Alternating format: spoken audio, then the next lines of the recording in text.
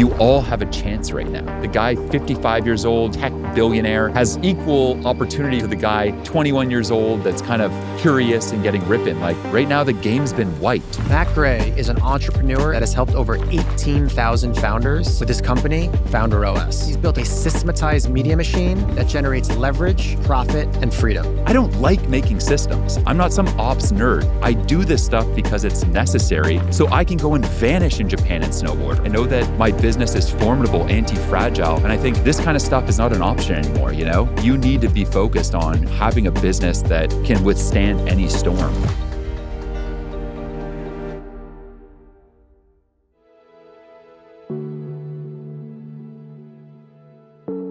A few days ago, we were at dinner, and you were telling me about being in Tokyo for 3 weeks offline while you have an 8-figure-a-year holdco running. How do you design a business that works while you're offline? Yeah, so I think if you can't walk away from your business for 30 days and come back to your business stronger than when you left, you haven't really designed a business, right? You've just designed yourself a high-paying job. And so how do you go and actually design your business in a way that you can step away and it works amazing without you? I think it comes down to kind of 7 core components of the business and then the systems underneath those components. So you think about awareness, sales, marketing, onboarding, finance, collections, renewal, right? You have all those areas dialed in. You have the right systems owner on your team for each one. And, it all is working cohesively. And you finally have something that grows while you're offline. What's ironic is I feel like you speak to thousands of founders of people at all levels. I mean, people doing 7 figures, 8 figures, 9 figures. What % of people do you actually think have proper systems versus are living in a prison, are living in a 9 to 5? What do you see out there? Yeah, so I've helped like over 18,000 founders with this sort of stuff. And at the end of the day, I think 98% of founders are living in some sort of founder prison, right? They don't know where their next leads are coming from. They feel like they constantly have to check Slack, that if they don't check email for a few days, things are going to fall apart, that the team needs their constant direction, and that the culture itself is so based on their own energy that it doesn't really govern itself, that if they're not there, they're not present, they're not pushing things forward, that the business kind of just starts to collapse. And so, yeah, I think it's kind of a silent epidemic, to be honest, inside of the founder community. You have about 72% of founders based on a UC Berkeley study that are dealing with some sort of kind of mental health, whether it's, depression, anxiety, and so forth. Yeah, loneliness, right? And so, this stuff doesn't get talked enough about, right? Because I think that building companies is tough, right? And founders, I think by nature, one of their core traits is that they're fucking tough, right? And so we'll take things to the chin. We're going to go and break through those walls, chew on glass, as Elon says, and just get through it. But underlying all that, right, is sometimes a bit of a silent desperation, right? That, yeah, this can work for the next year. It can work for the next 2 years. But is this really going to help you for the next 10, 20 years? And as I've built businesses over the last 15 years, multiple profitable businesses, and failed and had exits, I think one of the most core metrics that people don't talk about is longevity. The reality is that over any long enough time frame, if you just stay in the game, you're going to be successful. And the number one reason, though, that people fail is because somewhere along the way, they give up, right? It gets too hard. Things get crazy. There's some crisis time after time after time. And you just start to wonder and you look yourself in the mirror and go, can I still keep doing this? And so the question then becomes, how do you build a business that allows you to stay in the game long enough to see success, right? So much of building something successful is really just staying power. What's so crazy, man, is they always say, obviously, compounding is the 8th wonder of the world. And I was just talking to my business partner, and we've had an up and down battle with our business, Iconic. We're going on year 11, and we're just like joking where there's like this inflection point where like all of the compounding is literally happening in year 11. Like it was up and down and tough. And we literally, so many times we could have bowed out, probably 5 years in, 7 years in, 9 years in. But now we're at a point where focusing on systems, taking a step back, and we're getting all of the compounding. So I want to double click into systems in general. What is kind of that first system or all the macro systems that you think someone should do to get their business under control, to go in Tokyo for 3 weeks and be fine? Yeah. So let's unpack this, right? So first off, what are systems? To me, systems are just a repeatable step-by-step process that you can go and hand off to someone so they can do it as good, if not better than you. All right. So that's what a system is, right? Typically documented, whether it's in Google Docs, Notion, wherever. Doesn't matter the tech. The point is that someone else can do it as good, if not better than you, right? From there, I think if you're getting started with this, one of the most beneficial things you can do, I think, is get away from the screens, right? Get away from the tech for a sec And whether it's drawing it up on a piece of paper or even better yet, getting your team, 3, 4 people maybe of the key stakeholders on your squad into a room with a nice big whiteboard and starting to kind of go and look at your company and zoom out for a second and look at the real blueprint of it, right? Let's map out kind of from awareness to inquiry and driving someone to a newsletter to then going and being on a sales call with someone to then selling them and onboarding them to then delivery and fulfilling that person to then collecting the cash from those individuals and then renewing those folks and the data along the way that can feed back into your awareness engine and driving more traffic on platforms like YouTube, X, LinkedIn, Instagram, wherever you're at, right? When you go and you kind of are able to zoom out and look at your business now as this machine, each component of that process, right, has systems underneath it. Typically around, say, 3 core systems in each of those, say, 7 core areas. So 21 systems. If you nail those 21 systems, you get them each documented in detail, and you hand that off to someone in your team that's an adequate systems owner that can really go and take that to the next level, update it, implement it, make sure it's delivered on, hire around it. Now you've got essentially 90% of your business now running smoothly. And it's not only going to help those individual areas run smooth, right? But you think about any company, right? You're going to grow, you're going to bring on new people. Maybe you're going to build agents to go and automate different aspects, right? Whether it's people being onboarded, they need to understand those systems so they can go and get the ROI you're looking for when you bring on that person. In this day and age, too, people are building out agents. I think AI and agents eat systems for breakfast, right? All that documentation now can be uploaded to OpenAI or Claude to go and now help your business run without you, right? So that's kind of that piece. Now, the next piece is like, okay, sounds all good, but I hate documenting stuff, right? I don't want to be writing all this shit down. The good thing is we live in like the most beautiful time to be alive, right? You can go open up Loom as an example, go and film yourself going and completing a task, like maybe a podcast system.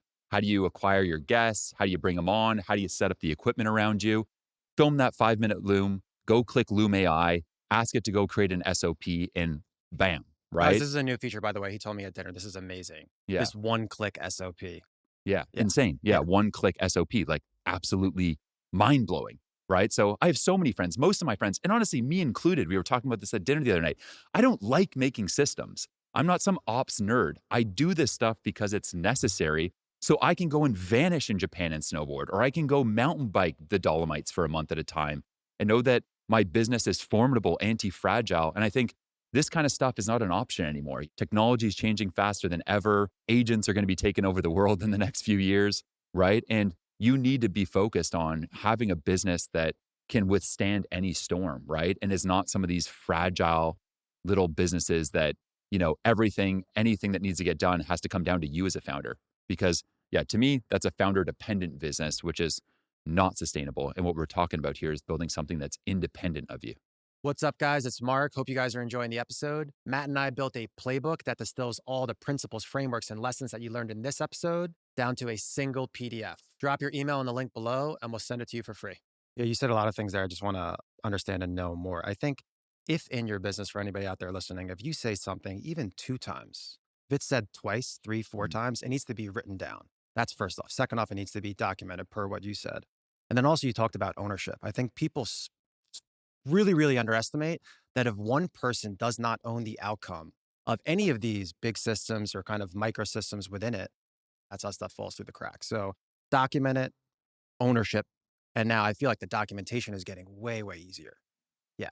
What is that first system for people out there that are looking to, whether it's, let's just call it a creator or a founder that is looking to drive their brand with more of their content? What is that first system that you think they should put into place? Yeah. So when we think about a founder led brand, I see a founder led brand as essentially we live in a day and age where people follow people, then they follow companies, right? You look at your Instagram, you look at your X, you follow people, not brands, right? So the future, I believe, belongs to founders with systemized, beautiful, profitable personal brands. Okay. And so when you then go and think about making content as a founder, right, there's kind of 2 paths you can go, right? You are either more pen first or you're more camera first, right? Pen first means you feel more comfortable writing out your thoughts and building on platforms maybe like X and LinkedIn. And camera first is you're more comfortable on camera, obviously, and you're looking to maybe grow on platforms like YouTube, Instagram, or TikTok, right? And so, depending on which direction you go there, I think the first systems you should be considering building, let's just say you're going YouTube first, right? Is what's your overall workflow on the video side to go from idea to packaging to production to edit to analyzing then that content, feeding then the posted content and what worked and what didn't work back into your ideation so that you're kind of getting a flywheel going there, right? So that's kind of how I see it is that each platform is going to have its own components. And it's really about having those areas documented so that as you're going through that workflow, say a video workflow, like I just explained, that you're not having to go into the ideation thing and carry all that load as the founder. You're not having to worry about production. You're not then having to worry about the edit and going and getting in there yourself. Ideally, you have your standards all documented, right, in detail and as much detail as possible and updated continuously so that that standard kind of stays that standard without you. As an example, when I was in Japan, right, we had about 8 YouTube videos that went out without me, all flawless, right? And I'm not saying that that's how it was out the gate, right? I had to put in the reps with my team to document all the little pieces, right? How animations are, what we do and don't do, what we say and don't say, how we share screen, how we go and make motion graphics, how we color grade things, the sound quality that needs to be there. But after that's all documented, right? We can go and bring on a new editor to our team now. And within 3 weeks, they've got that standard down and could just get ripping and rolling. What I think differentiates you from a lot of other, not only creators, but also founders as well too, is you are big on all platforms. LinkedIn, Twitter, Instagram, big newsletter. What does that waterfall look like for you as far as if you're pen first or video first, creating that one kind of asset? And then how does it disperse to any and all the other platforms? What's that actual tactical playbook for you? Yeah. So the actual tactical playbook here is I actually see things on a spectrum. Okay. On one side, you're trying to create really intentional, artistic, tasteful, curated content. And in that case, I don't even use a waterfall, right? Because I'm just trying to create maybe one gorgeous Instagram carousel, or I'm just trying to create this YouTube video that is just a piece of craftsmanship. Okay. And I would say that's a lot of our content. Now, on the other side of the spectrum is when you're trying to be efficient, right? And that's where the content waterfall system is insanely helpful. Okay. And essentially, what it is it's a system that allows you to go and take one pillar piece of content, typically a long form piece of content. Could be a long form YouTube video, an X article, a newsletter, anything long form, and then take that content and disperse it into 24 plus other pieces of content. So, specifically here, right, with a YouTube video, you may have an 18-minute YouTube video. You have amazing clips from all of that, right? You can probably turn that into 6 YouTube shorts, 6 Instagram reels, 6 TikTok videos, maybe 6 videos for X as well, right? In addition to that, you can go and look at the transcript of that video and find those kind of hot button moments that really kind of were in a vibe and proper that you could then use maybe as 10 different tweets in a few different LinkedIn posts and then a newsletter or two 2 weeks later, right? So it's going and basically for folks that have a smaller team, right? Every piece of your creative energy, oftentimes you need to make sure you get the most ROI from that, right? And so the content waterfall system essentially allows you to go and get the most content formats possible so that you're not having to be this engine behind your content at all times, which gets exhausting and makes you feel like you're on some content hamster wheel, but instead allows you to kind of architect one long form piece of content, knowing that one video editor and maybe one social writer will then be able to take that genius you've put into that and distribute it across all these different platforms and fill them up, thereby getting you your time back to actually just go and build your business. And the synthesizing of that information, I mean, you talked about two humans there, but I'm sure you can build SOPs within LLMs to properly disperse that into smaller pieces of content, correct? Yeah, I think you probably could. Candidly, I haven't seen LLMs be able to, really go and create high quality content yet for the platform. So I do still think that taste is the ultimate competitive advantage, right? And that, in the teams I build, like we're building these like creative collectives and it's really about having an editor with great judgment, intuition, and taste and a writer with the same, right? And then having them go and pick those moments because, you can use something like Descript as an example to go and queue up, hey, these are clips we think would be good. But anytime I look at sometimes what AI is grabbing, oftentimes I'm like, it's kind of missed the mark so far. So slop is still a real thing. And I think that human curation is still very much valued, at least in this moment in content. A good pin to put in that as well too for people out there listening. I think too many people focus on net new ideas when as you start building a big archive of ideas and posts and such, you can just repurpose so much of your old stuff. You can either disseminate it down and or take best performing old creative and just repackage it in a new updated way. Like you don't always need to be thinking of new ideas. I think too Yeah. many people think that's the case. Yeah. Well, no, exactly. I mean, say my whole thing is helping founders with operating systems, right? And that was one content pillar of my brand. Well, with that one content pillar, I can make how-to videos. I could make deep dives. I can make an industry report. I could create case studies around that.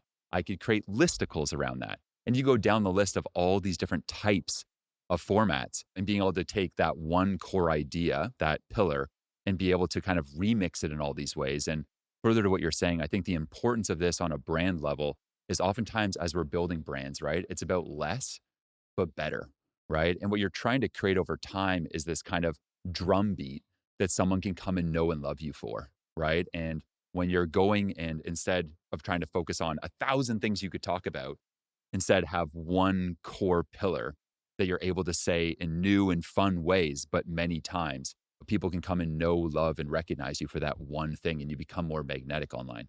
Yeah, we talk about that a lot about people owning words or pockets. And for me, when I look at you, I think of systems and I think of freedom. Also, a little bit of Bali too with the ponytail. I think of that, but I look at you, I really do think about freedom. Let's go deeper onto the content side. Obviously, that drives the whole entire waterfall of a business. That's what I personally think. What does your team look like? And let's dive into what are the characteristics of these humans that you're hiring and bringing on? What does your content team look like? Yeah. So on the content team side of things, how I see it is I'm really big in any of my businesses in creating those businesses into essentially like a media company, right? And so when I think about the media company side of things, there is, written media and then there's video media, right? And they need to be staffed accordingly. So in summary, I have a video predator who's my head of video. Predator meaning a producer and editor. So someone that can both come up with ideas, he can design thumbnails in Figma, he can then edit those ideas, he can analyze different ideas on one of 10 to see what's right and wrong and what's right for the brand. And he also has a lot of friends on YouTube as well and in these spaces. So he can also bash those ideas off of others. So we're talking like a weapon of a full stack creative, right? With a balance of analytics and then also taste. Taste, yeah, exactly, and real skills, editing, design, animation, like all of it. So that's who's running our video department. Underneath that, we have 3 long form video editors and 2 short form video editors. The 3 long form video editors, 2 are responsible for editing all of the content, of which we're publishing 2 videos per week on YouTube on our main channel. Then we have a second YouTube channel, which is owned by my boy Memo over there, and he's the one editing all of that content there. And we're publishing 1 video every day over there. Wow. Okay. So those are the 2 YouTube pieces. Then we have Instagram, which we're publishing 1 Instagram reel per day and then 1 YouTube short a day, and same thing on TikTok. And so that's owned by 1 short form editor. And then recently, this is new for me because all of the brands I've ever built, whether it's my personal brand to 3 million, Herb to 14 million, this was all built without spending a dime on ads. I actually don't know how to run ads, truthfully. So we just got going with ads like 3 months ago, and then have a editor that does some short form organic stuff for us, but then does all the 40 ads that we make, let's say every month as well. So that's like the video side of things. And then on the written side of things, I've been working with a guy on my team, Nick, as our head of marketing for the last 3 years. And Nick works with someone named Anna, who's actually his girlfriend, who runs all of our LinkedIn. She also organizes all of our B roll, which I think is an underrated thing. Like, I know me and you are a little bit OCD on this, like footage organization and files and all that, like so underrated, I feel like, as you're building these media companies, really making sure that all your organization is super tight. We have a newsletter writer named Nils who manages creating 2 newsletters every single week. We have a copywriter named Marcella who does all of our email sequences, our landing pages, and any special projects like new low ticket products that we may release. And then we just brought on recently a social writer who will do kind of, I've written a few books. I have one coming out soon. I've created probably over 500,000 words of written content over the last few years. And so it's kind of synthesizing some of my core ideas, even maybe some things I say on this podcast, and then pulling that into a tweet or pulling that into a caption or a carousel on Instagram. So that's the squad. Somebody starting today. What's that first hire? Yeah. So the first hire, out the gate is once you've made that decision, whether you're pen first or writing first, if you're pen first, it's going and probably getting a social manager, right? Because now you're creating this written content. And what I want to be able to do is I want to be able to go and lock in, and there's a few stages to writing, right? I want to be able to come up with ideas myself. And then on a Friday, 4 hours, double espresso, get into my founder flow, lock in, and just pound out maybe a bunch of tweets for the next few weeks.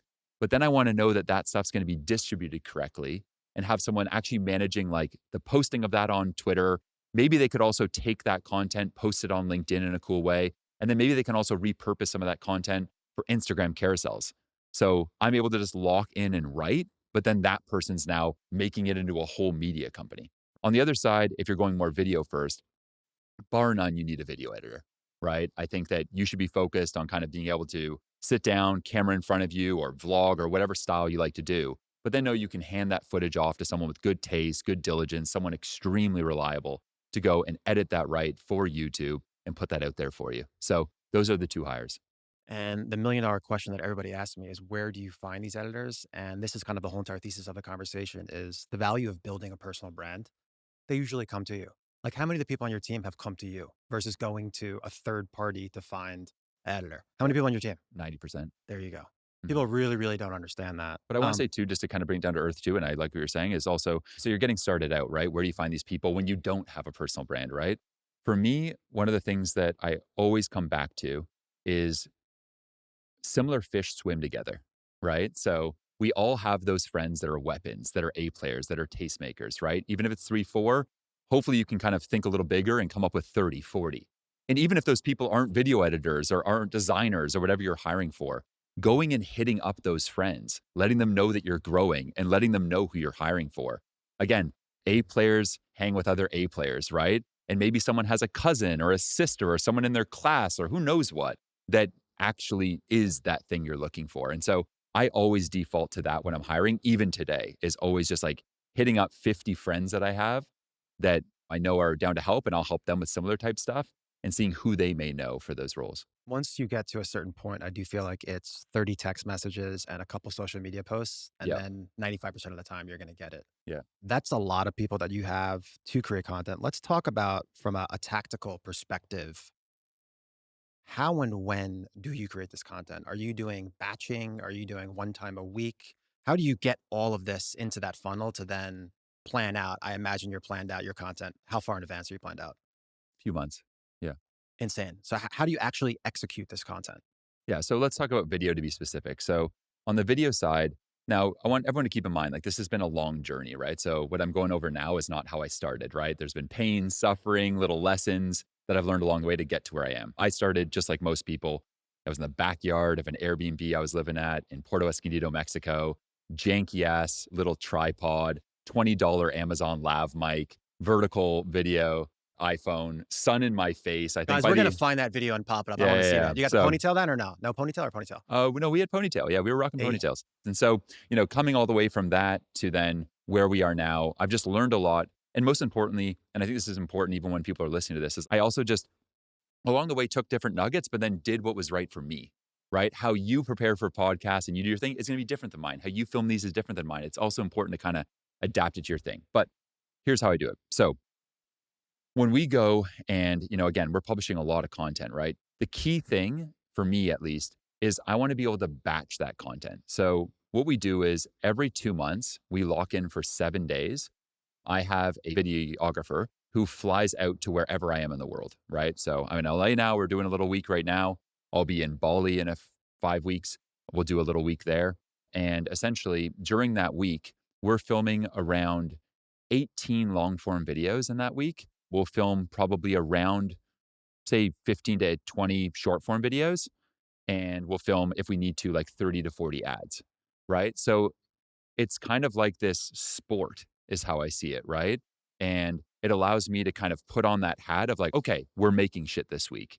And I have my routine of getting good sleep, waking up and going to the gym, feeling good. And every day just is more or less the same, right? We're filming a few long form, maybe a couple short form, maybe a little bit of B roll. And then after that week, I'm good for at least 2 months of content. And then I just get back to the other stuff I got to do. So that's how I prefer it because I think one of the most exhausting parts of making content is when you have no system where you're just making a little bit of content every single day. And then you're waking up or you're staying up at night going, okay, what am I making tomorrow? That's terrible. Right. And then you wake up and then you get to it and then it's messy and you get one done. And you do that for 10 days, you do that for 30 days, but you got to start wondering, is this actually sustainable for like 3, 4 years? And the answer is hell no. Right. So, this system that I've come up with the team is something that works. It's fun. I actually genuinely enjoy it. And I could see myself doing this till I die. Yeah, I mean, from a switching cost perspective and for people out there just starting from an economies of scale and a costing perspective, you just wanna do it all at once. You get Mhm, an Airbnb for you do it all at once, you don't mhm. have to keep doing stuff And you again. also get in the flow of it, right? You 100%. just it's like when you're writing a book, which I'm writing right now, right? It's like if you just write a little bit every day, it's like so tricky, you know? But if you can really lock in, even get a cabin in the woods for 10 days to lock in and really get the book going, you can probably finish a manuscript in those 10 days. I know it's even how, Matthew McConaughey wrote his book, right? Just lock in a cabin for like 2 weeks, right? So it's the same sort of thing there, just really locking into that new mode of thinking versus like little bits here and there. And for context for people listening that wanna do this one content day, for everybody out there listening, I challenge you to do that. Is it a work back schedule and then what, like a shot list? And is it like categorized by obviously B-roll is one thing, maybe audio, maybe the YouTube videos? Like, how do you actually execute against that? Is there like Yeah. a schedule? Yeah, let's go even deeper. Yeah. So, okay, first off, let's talk about ideation, right? When it comes to ideation, there's a few core sources of ideas, right? So, I think the most valuable source of ideas for any founder is your actual paying customers. Okay. Going and surveying your customers with a killer survey, right? That has 3 questions. What's your biggest challenge right now? What is your biggest goal this year? And if you could wave a magic wand and get my help with anything, what would that one thing be? The answers to those questions, right, are like the core desires, fears, needs of your actual paying customers. You can then go, if you want, and feed that into GPT by downloading those survey results and then giving it outlier content from, say, a platform like One of 10 or even your own YouTube channel, and then get it to come up with ideas, again, that are based on serving those actual people. Because the whole thing here, right, is we're not trying to just build personal brands, right? We're not trying to build followers. Fuck that shit, right?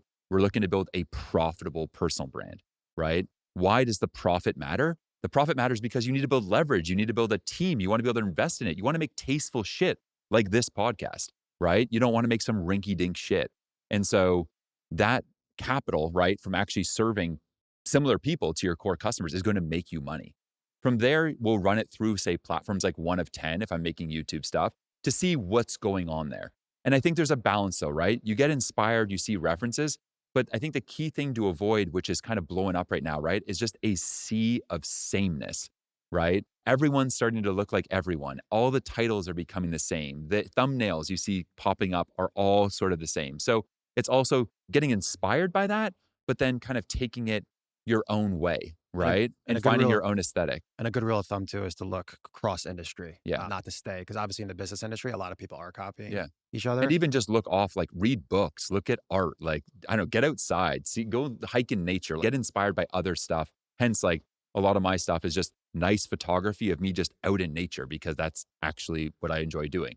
And so that's kind of the idea side of it and like the packaging side of it. From there, we're preparing for the filming week. Here's a major hack, okay? If you just go and get your team to go and come up with the concepts and say, okay, today we're making a video on how to manage your time as a CEO. Now, here's what you're kind of roughly going to go through.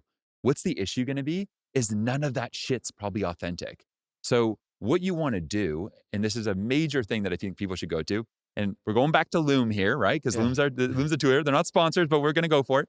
Is I go and make looms for each topic and then send that to my video producer so that he sees for 10 minutes me talking Your own native POV on that on topic. that topic Amazing. and then is able to then go make the brief and make the hot button stuff and make the punch it like lines off of what I actually feel about it. Guys, this is the special sauce right here. This is how you stay differentiated. So you're getting the challenges, the goals specific from the people that are already kind of warm leads that Buying would from me. potentially buy from you. No, I'm getting people that actually buy. Like Oh, people that already I'll bought. get people that have paid me 50 grand, 100 So this grand, is so this 200 is grand and understand what they want and then just go make content so around this that. is post-purchase for the cohort that's probably spending the most amount of money Yeah. as well too. Yeah. And Interesting. then I'm going and then around the topics that we come up with that are well researched and stuff that we're fired up by and feel on brand, I'm then going and creating a loom around every single one of those topics. Could be 10 minutes. I've made them up to 45 minutes if I really wanted to go hard. And then my producers then making briefs around each of those for each of the videos we're going to film during that hardcore filming week. And then from that, here's the thing that I've learned recently, and some people are going to hate me for saying this, okay? I think I've had to learn in my own way, you got to be a bit of a diva, okay? Here's what I mean by this, okay? Basically, you're a founder running a business, right? There's a lot of pressure. Shit comes up, right? Like life ain't easy, right? The default of any business is chaos, and the default of any founder life is kind of crazy if you're not careful. And so we were talking the other day at dinner, right? In life, you get what you tolerate. So I'm not looking to come to a set and have to adjust the lighting or have to look at a camera angle or even have to worry about what's in the fridge or what we're filming that day. So every single day before we even film for the whole week, I get every single like kind of brief printed off. So every morning before we film, I can sit down with my coffee. I can go and write notes on each of the briefs, get it kind of primed in my brain. So when I sit down, lights are on, camera's set up, everything's ready to go. And I can just turn on, rip it, and then, pound out even two, three of those and then get on with my day. I think oftentimes, and this is kind of the precursor to creating systems, right? Is like when you just feel in your brain something's kind of super annoying, right? Or you feel that kind of cognitive dissonance, like, God damn it, like, why is this so hard? Or why am I saying this 10 times? Or for me, even it's, years ago being like, why do I dread these filming weeks? What's going on here? I'm not looking forward to this anymore. I'm kind of getting annoyed by this. And what I realized after actually talking with ChatGPT and kind of like using it as a therapist was that one thing I was doing is viewing it too much as performance versus play. And so now what I focused on with all this stuff is first off, how can I make this fun?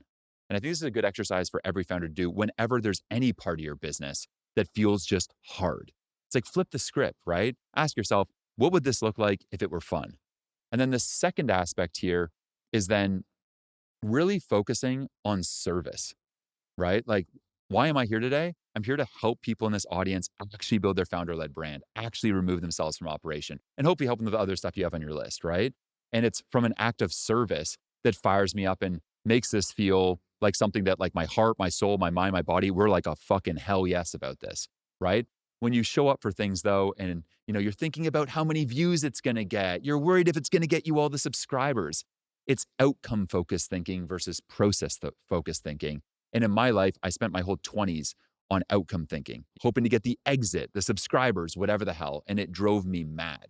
And so over the time, I've learned this kind of more process approach, focus on play and having fun, and then just being of service to people is where the real magic happens. You said a lot of things right there, and I'm laughing inside my head because we just hired a chief of staff 3 weeks ago, Nice. and Congrats. thank you, Rilla. And you talked about being a diva and loving it. In order to love it, the system must be set up in accordance to what you Yeah. want. You, Yeah. the founder of the company. And what we just started doing, they're probably laughing over there right now. Like they think I'm like an idiot boomer. I'm like, I need a 2-page PDF every Monday and every Friday because that's how And you want it written on a and I typewriter. I want it written out super simple so I can synthesize the information because that's just how my brain works. Nice. So for everybody out there listening, it has to be set up to put you in a position where you can perform best and have the most amount of fun. It's what Yeah. works for you. Yeah. Now, on the flip side, the whole entire middle of the process, you can make it messy in the front, and then everybody else internally on your team can organize it. But ultimately, when it gets to you, it has to be in a position that you can process it the best, and then you're going to have fun doing it because ultimately you are the product. Yeah. I am the product. I am sitting here that I need to have fun and enjoy what I'm doing and be prepared. So I think people out there need to understand that you have to customize it for what you want. Yeah. That's the whole entire thesis of why we're doing what we're doing, to have fun and enjoy what we're doing. Well, and just further to that, right? That's also why I'm like kind of saying this diva thing, right? Is I think it's important. Your investors aren't going to give you permission to be a diva, right? Your team is not going to give you permission necessarily to be that person. Like you have to know that it's okay to just want what you want the way that you want. And it's your business, it's your vision, And it's your mission. and you can't feel bad about And it. don't feel bad about it. Yeah, It's yeah. totally fine just to be that person and have these quirks or ways you like things done or, yeah, written documentation or you like things printed out. great. Just know what's right for you because, yeah, like you are a part, a big part of the secret sauce of that business. And it's important that you kind of get it the way you like it. So we have that content, and then what's the system to actually organize this, make sure it's arriving and getting posted on time, analyzing the data, get out in front of it? What do you use? What type of tools do you use, and what does that look like?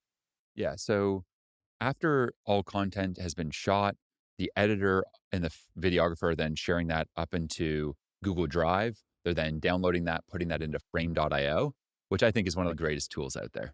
For those that don't know, frame.io is the tool that you can use to then go and upload all your footage. You can leave comments in it on different areas that you like, don't like, cuts you want to make, things you want to add, all that. So, a super collaborative tool to kind of really get your edits dialed in. You also want to make sure that those comments get pulled out into video guidelines. Because if you're saying, hey, the font shouldn't be that, it should be this. No, the green shouldn't be that, it should be this hex code. That's all stuff then that should get documented And so that you're not systematized. just repeating yourself in frame every freaking edit, right? So now you have it in frame. It's now good to go. You're going to pull that out. You're going to have your packaging that I typically work, our producer has the packaging that's all being created inside of Figma. How we approach that is, say you're thinking YouTube, you have about 4 different variations of a thumbnail that are all drastically different than one another. So you're really A/B testing different sort of looks. So maybe it's a head-on look of me, maybe it's one of me in nature, maybe it's one of me with someone else, etc. And then for each of those, there's about 10 different permutations of each variation, meaning like the text is a bit different, or there's a calendar in one, but there's a clock in another. I don't know, right? So you end up with almost like 40 different thumbnails, right? So that you can initially go and test the 4 different types. But if you end up discovering that one is a winner, you still have 10 other permutations of that one that you can then go upload into YouTube's A B testing tool and get ripping. And the key thing there is having a testing system.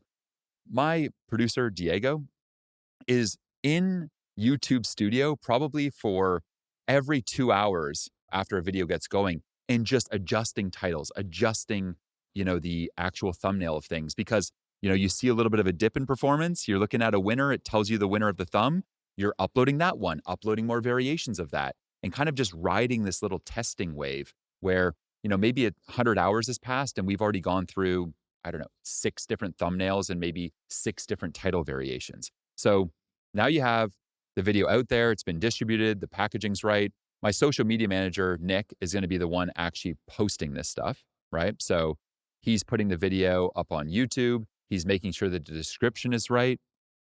Inside of the description, we have the first link that goes to joining and applying to Founder OS. Second link goes to the newsletter. And third is just a bit of information on the video itself. The key thing is that we're driving people to the newsletter from a lead magnet that we've talked about in the video. And so the big thing with lead magnets is you want to make sure that they're contextually relevant. So it's an irresistible next step for someone who's watching the video. So say the video is success is hard until you build systems like this. Well, maybe the lead magnet is the 8 core systems I recommend that every business owner has. Go and get them for free in the link in the description. So people go and look to download that. They enter their email and their phone number. Now I've actually captured that viewer and their email. So I own that audience versus being platform dependent on YouTube. And, we get rock and rolling there. So I have a designer named Yan who makes all those lead magnets. So in the background, there's a bit of coordination there that goes from video packaging is good, lead magnets good, Nick's taking all of those assets, uploading the video to YouTube, putting the descriptions in the video, putting that thing live. And then we're going to let it run. Honestly, like I'm not about over analyzing things. I think you got to kind of give things a bit of air. So like every 30 days, 60 days, all links that we have are trackable links. And so they're UTM'd into HubSpot. So we're able on the back end in our dashboards to see how much cash collected do we drive from a given piece of content, which I honestly think is probably as you get building a media empire, like the most important metric, like profit per piece of content, right? Because then you can also start really tooling in your content strategy. Again, not just on views, but based on is causing people to actually convert, which is probably one of the biggest end goals if you're trying to build a proper media company and enterprise. I want to disseminate that a little bit. I think one of the most important things that you said is a lot of people that do this, and I know it's a bit of a heavy lift for people that are starting in the beginning. is having these kind of evergreen macro lead magnets that you're going in and out of different types of videos and different types of topics. And the video is not talking to the lead magnet. Like for us, like you guys can see down below in the description, we're going to have a lead magnet specific to you and this episode. You're going to get 3 to 4 times more click through rate and probably 2 times more sales if it's native and specific to that individual asset. And then another huge thing too, I would say the second step is what you mentioned is the UTMs, is understanding and knowing where you're actually getting the leads from. I think that's a lot of people don't Mhm. take that into account. They just say, here's the lead magnet. This is how many we got Yeah. holistically, but maybe you're getting way more from one channel. Yeah. Yeah. I don't think people look at that. Yeah, I know. I mean, what we're seeing on the back end right now is we're getting about 40% of our customers from YouTube, about 20% from LinkedIn, 10% from X, 10% from Instagram, and the rest like TikTok, Substack, whatever the heck else. So interestingly enough, it's like YouTube and LinkedIn that are the most powerful platforms for us right now. And when I talk to other creators, I don't think it's far off for them as well. If you are only building on social, you don't actually own your business. The algorithm does. And that's not a business, that's gambling. Beehive changed that for us. It's the platform where Open Residency builds our newsletter, and building our newsletter is the #1 priority for us this year. They're also known for shipping fast and innovating constantly. To that end, they've recently upgraded their global ad network with on-demand ads, giving you countless monetization opportunities on your own schedule. There's no need to wait to be sent ads. You can just constantly go through their updated library with big brands like Roku or HubSpot. Guys, I believe in Beehive so much that I put my own money in as an investor. The team is elite, the vision is world-class, and it's built for operators, not amateurs. If you want to give it a try, head to beehive.com/openresidency for 30% off your first 3 months. Make sure you enter the code MARK30 at checkout, and it's beehiiv.com/openresidency, MARK30 at checkout.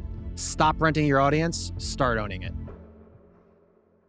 I want to bridge that to, we talked about the content and now you're talking about kind of lead magnet and capturing the actual emails so you can own your list.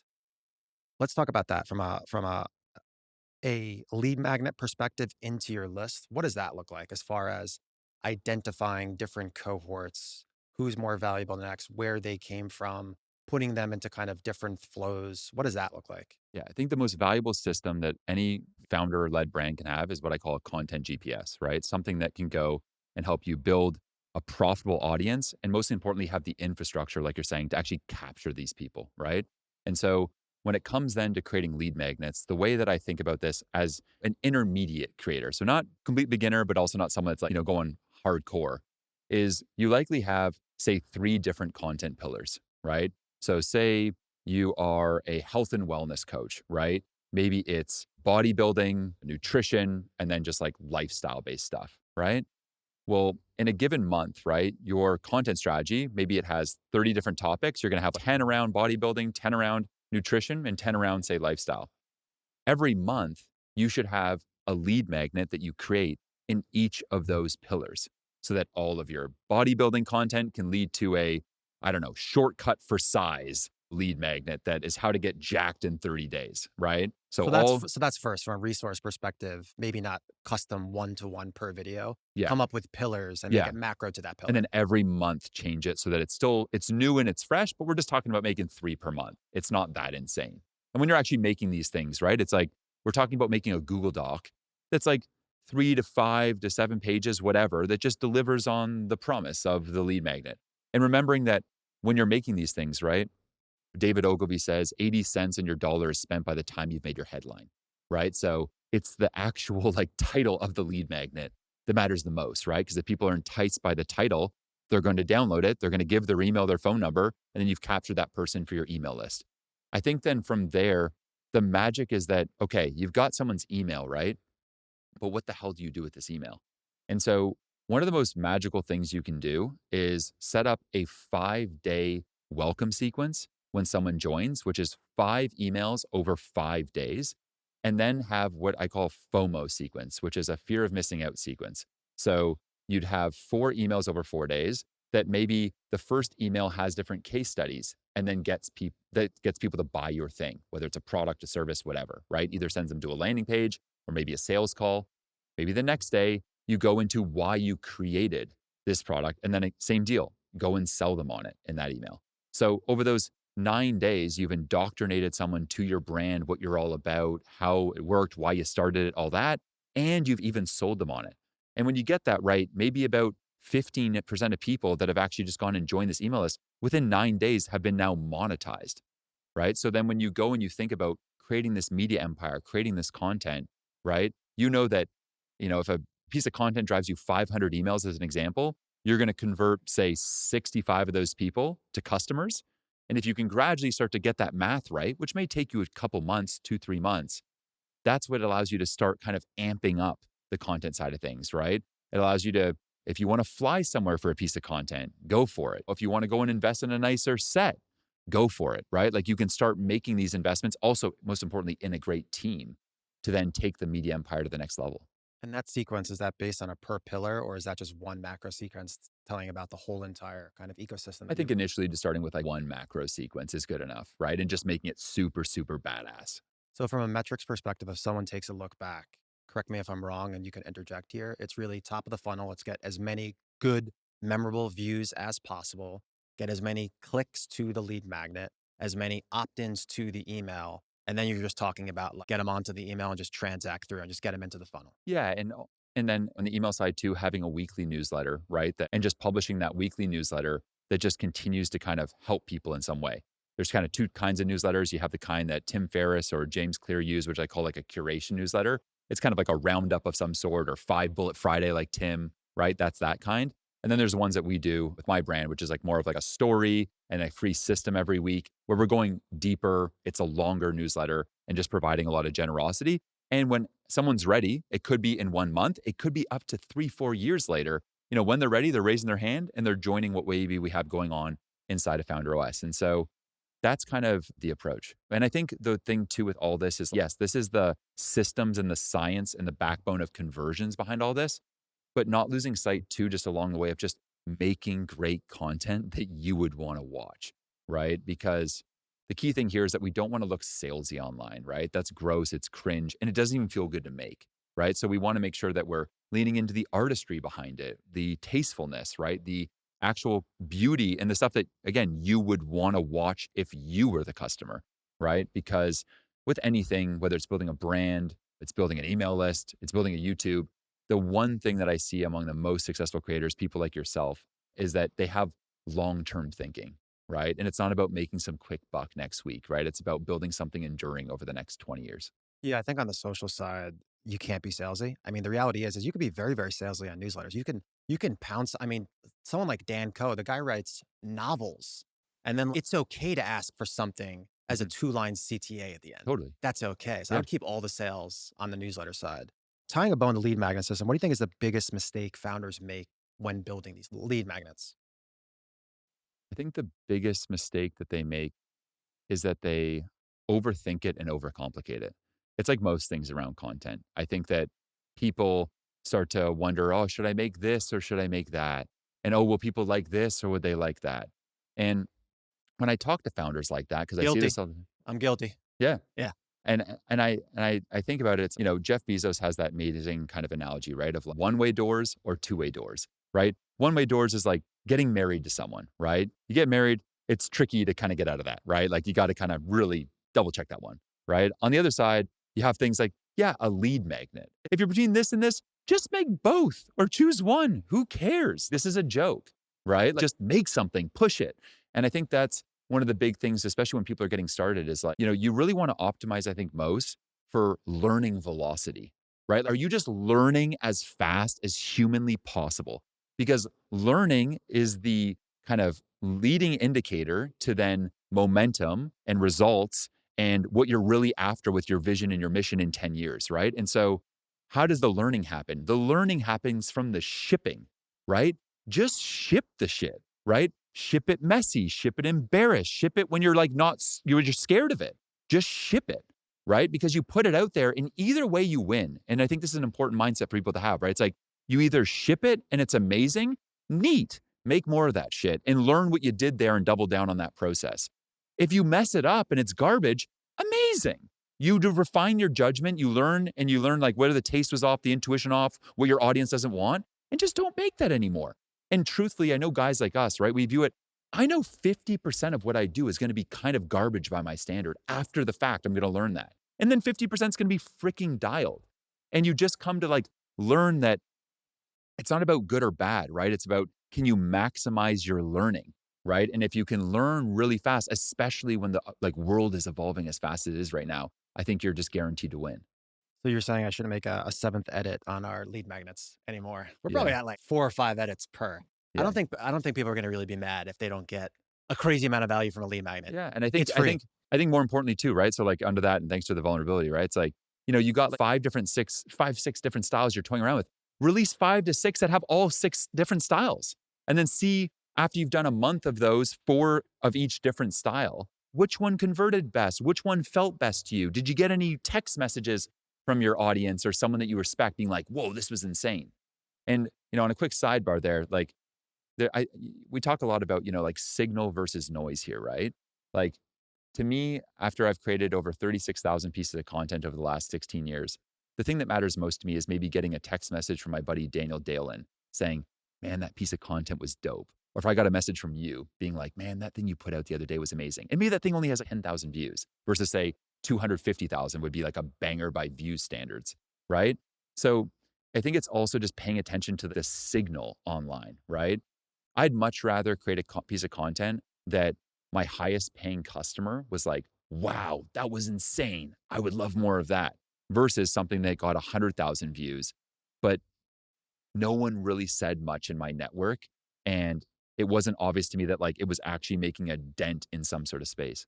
The quality of the offline text is huge, and I've said that before on podcasts, but I probably should take that into account more because it's important. Yeah. Last thing on the lead magnets, how do you like ensure that the lead magnet is attracting the right person as far as like for us, we put them through a type form sequence to understand and know and kind of bucketize them in like the right cohorts. Are you doing stuff on the front end or is it all on the back end to have a very, very good understanding of who exactly the person is that signs up for the lead magnet? Yeah. So everything's on the back end for me. I think one thing to double click on the lead magnet. So every person online, right, talks a lot about offers, offers, offers. But I think that really most businesses are a series of 7 different offers. Okay. And it's an offer on your Instagram bio, the way you write that to get someone to follow you. It's an offer underneath a carousel to get someone to go and maybe enter the DM sequence for ManyChat. It's an offer in how you handle those chats to get someone to give you their email. It's an offer to then, when you send those emails in that lead magnet, to then get someone to convert maybe to a sales call or a sale of the product. And so let's double click into then the offer that needs to exist in a lead magnet to get someone to take that next step, whether it's buy your product or to go and book a sales call, let's say. Inside of a given lead magnet, I think it's good to have like maybe 3 different opportunities for people to take that next step, right? Because inevitably, the point of that lead magnet is to get people to move to the next step of the process. And to qualify them accordingly, which offer they would want. Yeah. So what we want to do, like you're saying, right, is make sure number one, that the copy is calling out the right kind of person. Say I'm looking to serve founders that are doing at least $1 million per year and help them in Founder OS with their systems, remove themselves from operations and build their founder led brand.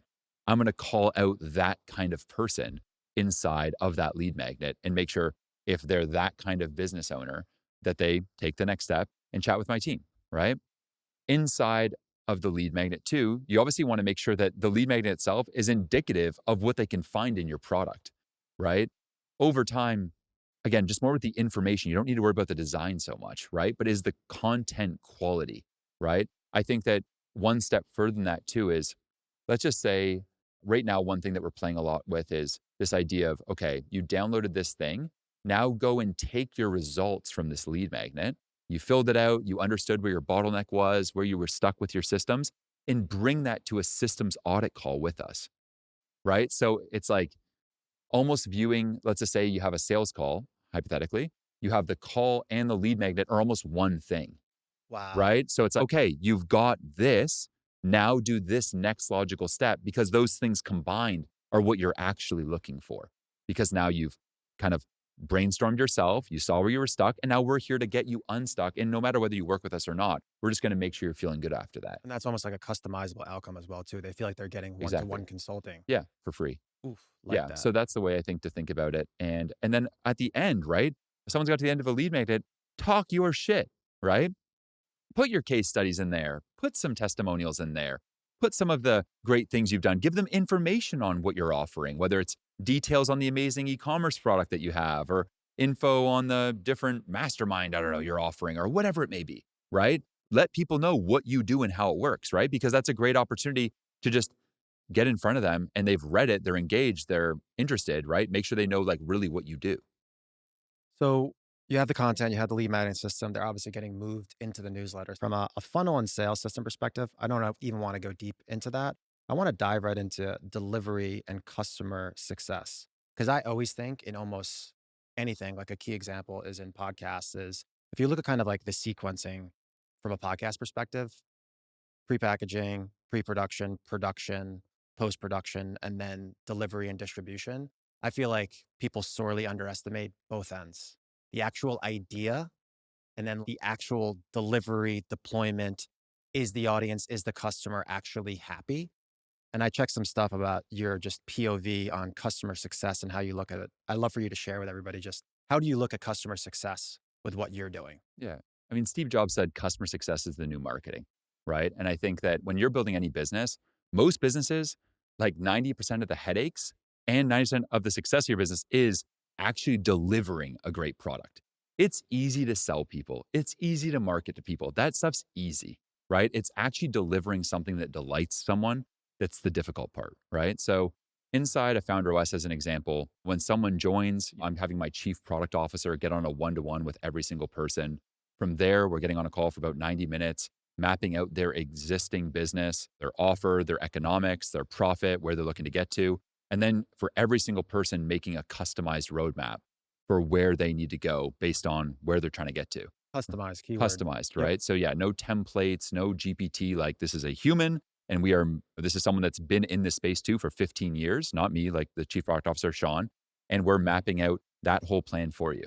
From there, we're then having different activation points, right? So essentially, core different milestones week by week that you need to kind of get through and that we're going to help you through and install for you to make sure that you're gradually setting up your media empire, that you've got the right people in place, that your offer is dialed in, that you have the economics of your business right, that you have the workflows as to how these people are all working to deliver on a great product set up right.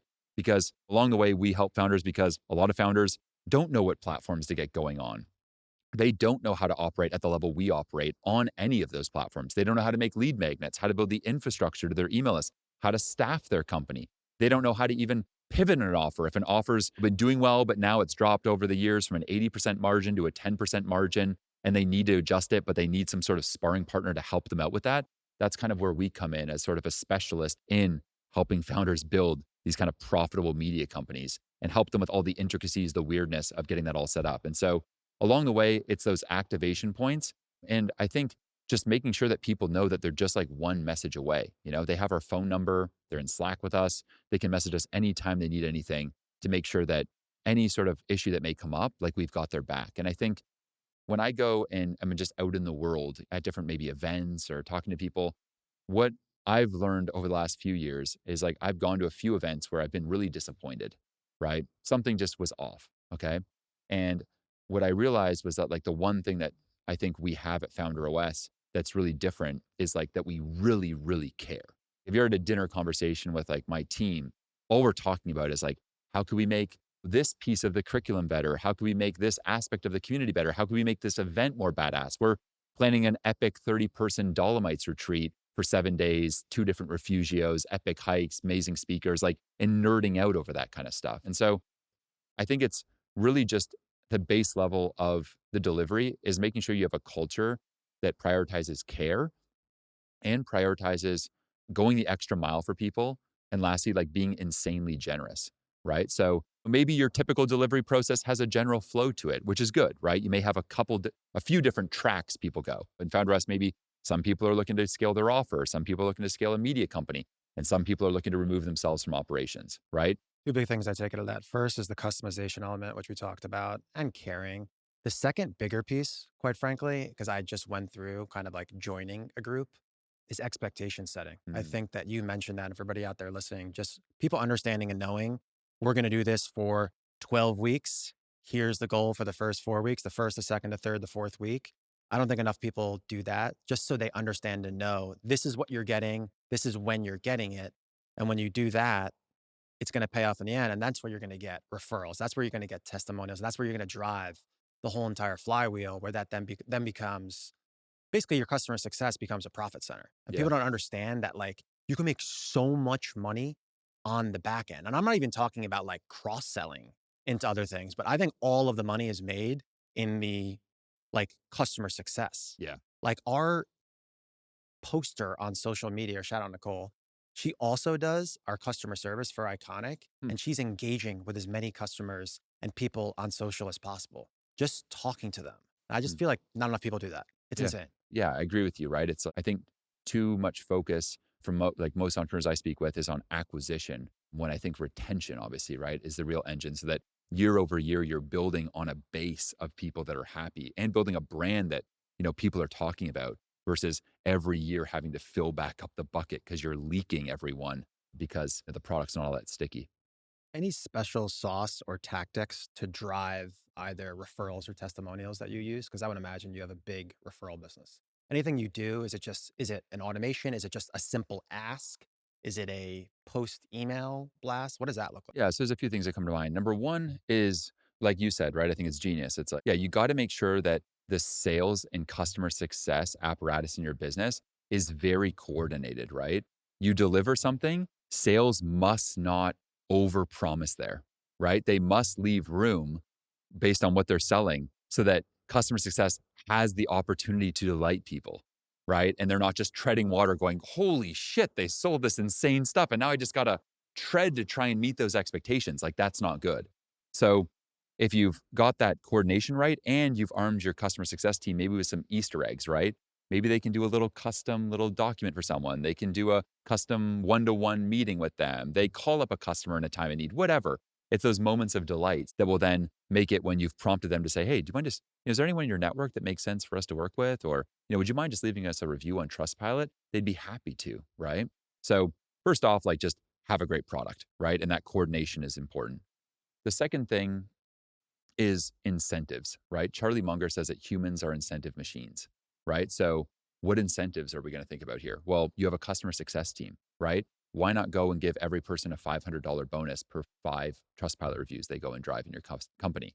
Or incentivize people on your team to actually ask and generate reviews and referrals, right? If someone generates a referral and that person ends up getting closed, give that person on your team 5% of the cash collected from that referral, right? Make it something where people want to do the thing as bad as you want them to do it as a founder.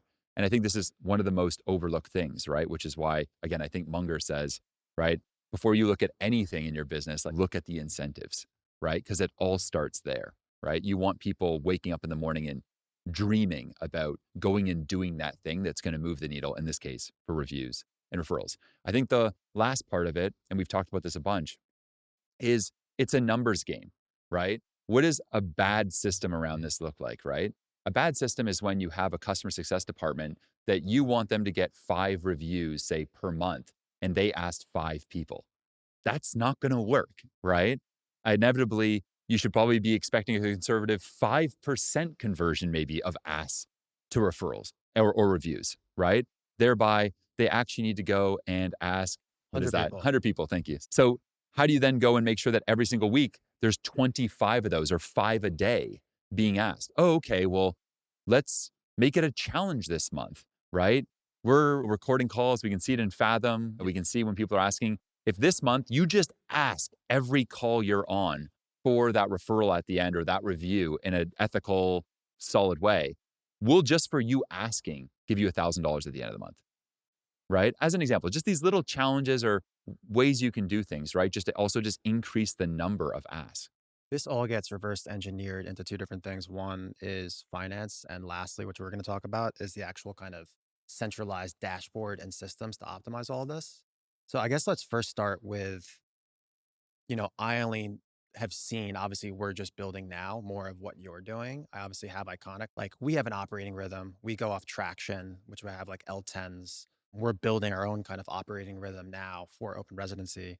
What is your operating rhythm for Founder OS? And obviously you have internally and then externally what you tell your clients to do.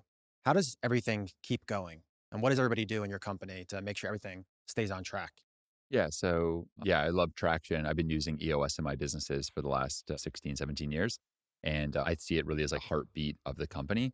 And so, yeah, we have a leadership level 10 meeting, which for those that don't know, it kind of starts off with like wins. We then get into kind of the dashboard, which we have hooked up into HubSpot, but I actually have a VA just synthesize like the 10 core metrics and whether they're red or green, just to keep things simple. We then get into wins and then any opportunities or challenges and then just kind of reviewing as a team, like what are the top 5 opportunities that we see? And let's just work through those together. And at the end of it, we come up with a to-do list. We review last week's to-dos and then just kind of keep that going. And we never miss a meeting. It happens every week for 90 minutes. And that kind of core meeting across leadership, myself, head of video, chief of staff, COO, CPO, CFO, is a key aspect to just making sure that we're aligned and just kind of marching to the same drumbeat. And then the key thing, which is where I think a lot of companies fall off, is that every single department has that too. Creative has that, marketing has that, sales has that, and so on, right? So that it's being filtered also through the company. So we all also have our own 90-day goals, right? We have 90-day goals as the company, right? Maybe it's a cash collected goal, new product launch goals, etc. And then every single person has their individual 90-day goals as well, right? So you're again tracking performance and incentivizing people off of that performance.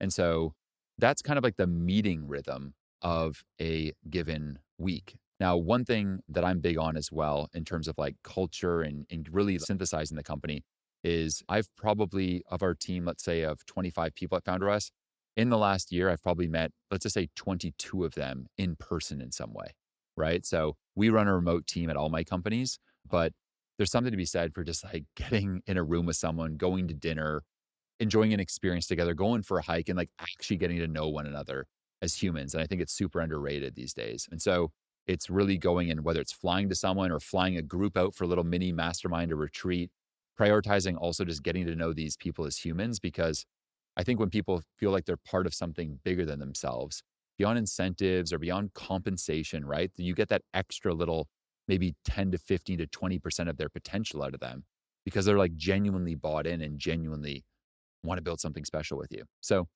those are a couple aspects. Completely agree. Outside of the one time a week, I know you come off as like a very calm guy, but I've gotten to know you over the last week. You definitely push the pace on a business perspective. How are you pushing the pace outside of the, let's just say, every Monday meeting or every Tuesday meeting to make sure everybody is tracking? Is it at the end of the day, they send in a report? Is it one time a week? Does the chief of staff check in? Yeah. How are you compressing time to make sure you're not only hitting your goals, but you're crushing your goals? Yeah. So everyone on the sales team, customer success team, many on the content team send an end of day report. So they're sending it in a different channel for each of them in Slack so that everyone in the company is aware of what they did and they're accountable to getting the things done that they said they were going to get done. And I think the most valuable part of that too is that they can tag other people in the company as to when they got stuck. When I was younger building companies, my feedback loops oftentimes were like, oh, we're going to have a leadership meeting every other week and a team meeting every month. And you discover something's not right that month, you fix it a little bit, and then you don't discover for another 30 days, right, that something's wrong again. In business, if you want to move fast, you got to tighten these feedback loops, right? Instead of 30 days, can you get to know what everyone's up to every single day? Right. And some will say, oh, that's micromanagement. Right. But, I'm inspired by folks like Brian Chesky. And when he talks about the culture they've built at Airbnb, right, it's like Savage. he really has wrangled that product. Right. You can have chief product officers, but at the end of the day, you're the chief product officer as the CEO and as the founder. And you've got to have a wrangle on like, what is going on. And, as Frank Slootman, the founder and CEO of Snowflake, Love that built book. 3 different billion-dollar companies, right? It's like you got to amp it up. So I think that's the main thing for me is, okay, you're understanding everything that's going on. I'm always I'm watching movies, I'm looking at different art, I'm seeing different creators, I'm seeing different founders. I have a vision for where we're going. And I'm always just trying to see, okay, we said we'd get this thing done in 6 months, can we get it done in 1 month? Right? I think one thing that we're both big on, right, is like my biggest references for how like I'm trying to develop as a entrepreneur and as a leader, it's like the best founders of all time, right? Because there's just patterns and breadcrumbs of success that these people leave, right? When you look at Elon Musk as an example, right? His core operating principle is a maniacal sense of urgency, right? So there's patterns here, right? Slootman saying amp it up. Elon's saying a maniacal sense of urgency. And so what is that, right? It's this idea that like, for me, I put it as like, can we push the envelope more, right? Okay, we said we were going to do it this well. Can we go bigger? Oh, we do these whiteboard sessions, let's say for YouTube. We've had Sam Colder on, we've had some other legends on. What would be the biggest version of that? And trying to break people out of their shells or maybe their boxes of how they're currently thinking and go, what would it look like to be 10 times bigger? Or, maybe it's your sales department, right? What would it look like to be even more aggressive with our goals here? Or take more calls? Or, I don't know, go the distance further on the customer success side, right? What would it look like to delight customers 10 times more, right? Someone had a baby, could we send their baby an outfit? I don't know. Just trying to get people to think different and not just accepting like a level of mediocrity or status quo with things. How do you find that balance between kind of in the weeds and micromanaging versus taking a step back and getting into that deep work? Like this daily check in at the end of the day, are you on that or is like your C-level team, the chief of staff managing that? Because I know you're very big on taking a step back and doing your own deep work. How do you find that balance? Yeah. So in a given week, right? Like I'm kind of weaving in and out of these like end of week reports, end of day reports, right? Sometimes I'm looking at them. Sometimes honestly, I'm not, right? But managers always are, right? So there's like checks and balances there. I'm definitely showing that I'm present as a founder, that I care about where things are going. And people know that at any given moment, I may just be weaving in and out of the different departments. For me, like the most important rhythm for me to move the business forward, move my own life forward, and professionally just keep up leveling myself is 4 hours daily of founder flow, right? Every single morning, waking up at around 5:30 a.m., locking in after a gym workout and a smoothie from about 7 a.m. till 11 a.m., doing the 1 to 2, maybe 3 most important tasks that only I can do, right? An intersection of what I'm really great at, the kind of stuff that I know is going to up level 10x the business, and the stuff that I love to do, right? And so, one thing I notice from a lot of founders, right, is they have these ambitious goals, but they don't just give themselves the time necessary to get that stuff done. And, you were saying, kind of how do I manage my rhythm? Well, yeah, about every 6 weeks, I also just zoom out from everything and go Huge. on what I call a soul trip. So I'll go to some epic place that I feel inspired. That's been Esalen and Big Sur at times. It's been Joshua Tree at times, Yosemite, unplugging and going to some, nature reserve in Bali, whatever. And taking 4 or 5 days, I'm not completely unplugged. Like I have my computer, but, no social media, not on my phone for some bullshit. And I'm just doing a lot of reading. I'm looking at my plans for the next decade, for a year, for 3 months, looking at some of the things I'm currently challenged with maybe the team and the vision, and then going deep on, say, 3 to 5 things and giving myself the space to really not just work on something even for 3, 4 hours, but maybe like a couple days, 3 days, 4 days. And so, and then also just getting a lot of time to hike and be in nature and just enjoy myself. And And so, and this all ladders into the L10, the 1-year goal, the 3-year goal, the 5-year goal. You're working within those constraints, right? yeah, Yeah. because like we're talking about, right? I think one of the keyest things with this is that you got to make sure you have regular feedback loops, right? So the level 10 meeting is a weekly feedback loop. The end of day reports is a daily feedback loop. The end of week reports is a weekly feedback loop. I have a board meeting that I do with myself, which is similar to these things. I have all the documentation of our vision, all that in there, but I also have my own personal goals for 30-day goals, business 30-day goals. I have what I'm trying to learn that month, maybe books I'm trying to read. And then at the end of every month, I'll go and reflect for an hour on what went well, what didn't go well, and what did I learn. And I'm checking that board meeting on my phone because it's built in Google Slides probably every other day, right? So 3, 4 times a week. Keep the North Star. Yeah. So Understand and it's know where this you're going. idea too, like I'm sure a lot of viewers have made a New Year's resolution. And by the time they've gone and watched this, they haven't reviewed that New Year's plan they made more than 3 times. About awareness. I Yeah. laugh all the time. My big goals are on my whiteboard. I look at it every single day next to my computer to just make sure I'm going in the right Yeah. direction. And I know even in your relationship, you approach it similarly. Yeah, I got a little relationship operating system. Yeah.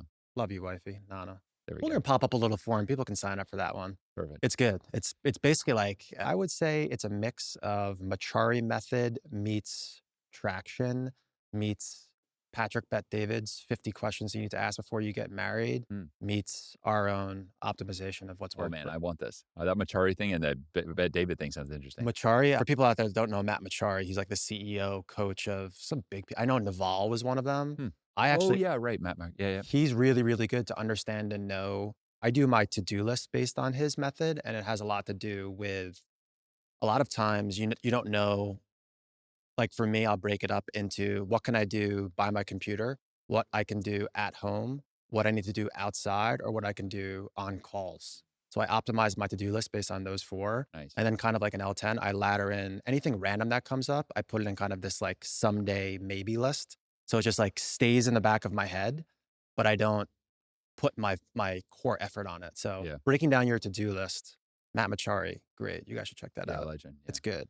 All right. So we went over all these core systems: content, lead magnet, newsletter, funnel, sales, delivery and customer success, Woo. and then finance and dashboards. I want to shift focus to a little bit more like founder psychology. All right. Let's start with when did you realize that you had actually become the bottleneck in your own company? What was that aha moment that kind of got this whole entire thing started? Yeah. So at the age of 19, I started a technology school called Bitmaker in Toronto, Canada. I'm from a small town north of Toronto. And we had seen that, coding was kind of like sweeping the planet and more people needed to learn technologies to actually build their ideas versus just come up with ideas and have to hire an engineer. And so we wanted to go and teach people these skills. And so we started this in-person intensive 12-week boot camp in Canada.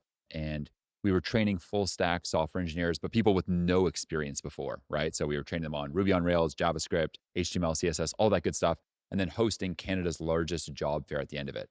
Keep in mind, I have no experience. Going into this, I was before this working at Kraft in sales, selling peanut butter, salad dressings, making sure grocery stores were organized. So I was a bit of a muppet, right? I didn't know much. So quickly in this business, I was kind of the engine behind it, right? I was doing all the outreach. I was managing all the people. I was hiring a bunch of people. I had co-founders, but I still had a hell of a lot of responsibility as a CEO. And, at 20, I had, again, no idea what I was doing. And what I quickly started to find was like night after night, looking myself in the mirror going, damn, like, I don't know how much longer I could do this. 3, 4 times a week, even being like, man, maybe I just got to quit. It was hard. It was brutal. Started using substances to kind of like cope with the stress, the anxiety, the depression of it all. And really just like the outer chaos of the business really took like the ultimate toll on me. And so in terms of, this kind of idea of being the bottleneck, yeah, there's like how it shows up in your business, having hires that don't know what to do, everyone coming to you asking, so what should I focus on? Right. Or how does this work? And that's kind of how it looks on the outside. I think the real toll is the toll it takes on the founder and it took on me on the inside with just next level stress, next level anxiety, and next level depression. And that was the moment that I knew like I needed to start changing my way of thinking. From a health perspective? Health perspective, yeah, and just this was not sustainable, right? And we were talking about how longevity is so important, and there was no way I was going to be able to build this business for a decade. Thank God I sold it and was able to exit it for a life changing sum. Because had that not happened, yeah, I don't know where I'd be.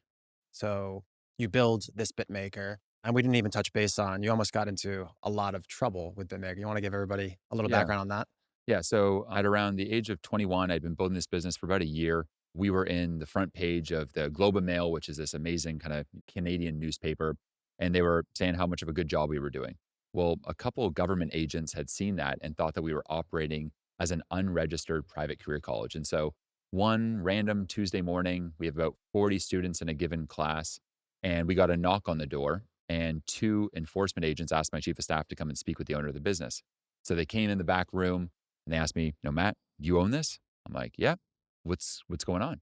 They're like, we're from the Ministry of Training Colleges and Universities. We believe that you're operating an unregistered private career college. We're going to shut you down. We're looking to go and put you in jail for a year and fine you up to $1 million.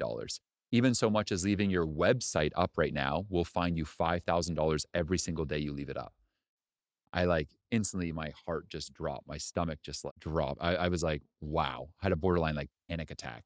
I remember like sliding down the wall of my office, just wondering like, what the hell am I going to do? I gradually kind of started to come to grips with the situation and realize how serious this was. We had not been doing anything wrong, right? We were running a program that was simply just giving people skills and then getting them jobs. We weren't giving degrees or it was an academic thing. It was just skills and jobs, right? It was not a university. It was not a college. And people that were in the know knew that that was the case, right? We had at this point, say, trained 600 software engineers, and Canadians loved what we were building. And companies like Shopify, Google, Facebook, Hootsuite were hiring out of the program as well. So it was doing good stuff. I remember talking to lawyers, talking to, different experts, and they're all like, yeah, you just got to shut down, man. This thing's done. You're screwed. Just get ready. This year's going to suck. And I couldn't help but think, come on. Like, we were doing such a good thing for the Canadian tech ecosystem. Students were loving what we were doing. Graduates were getting jobs. We were changing people's lives for real. And it just didn't make sense. And so I made the decision one day. I went to students in the existing kind of class, went to 40 of them and said, listen, when we ever back up against the wall, we always find a way through it. That night, I sat with one of my co founders and I figured if I just go and tell as many people as possible what is going on here, something's got to give. If I can go and message 5,000 people, one person's got to have enough power to go and help us get over this crazy thing. So, sure enough, that's exactly what I did, right? I just sat in this condo in downtown Toronto in the snowy winter and went and emailed around 3,000 people that I had met, different investors, different engineers, different people in the Toronto and the Canadian and the US tech ecosystem, and just started emailing random folks like Paul Graham, Vinod Khosla. And then one of the folks was Chamath Palihapitiya, the growth hacker and VP growth behind Facebook that grew it from 1 million to 1 billion users.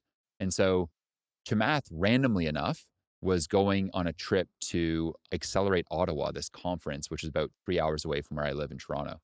And so he got back to my email. I kind of told him, hey, this is the situation we're in. We've been doing good work. The government's tried to shut us down. I linked to an article on Wired about us. It was like government probe shutting down Bitmaker.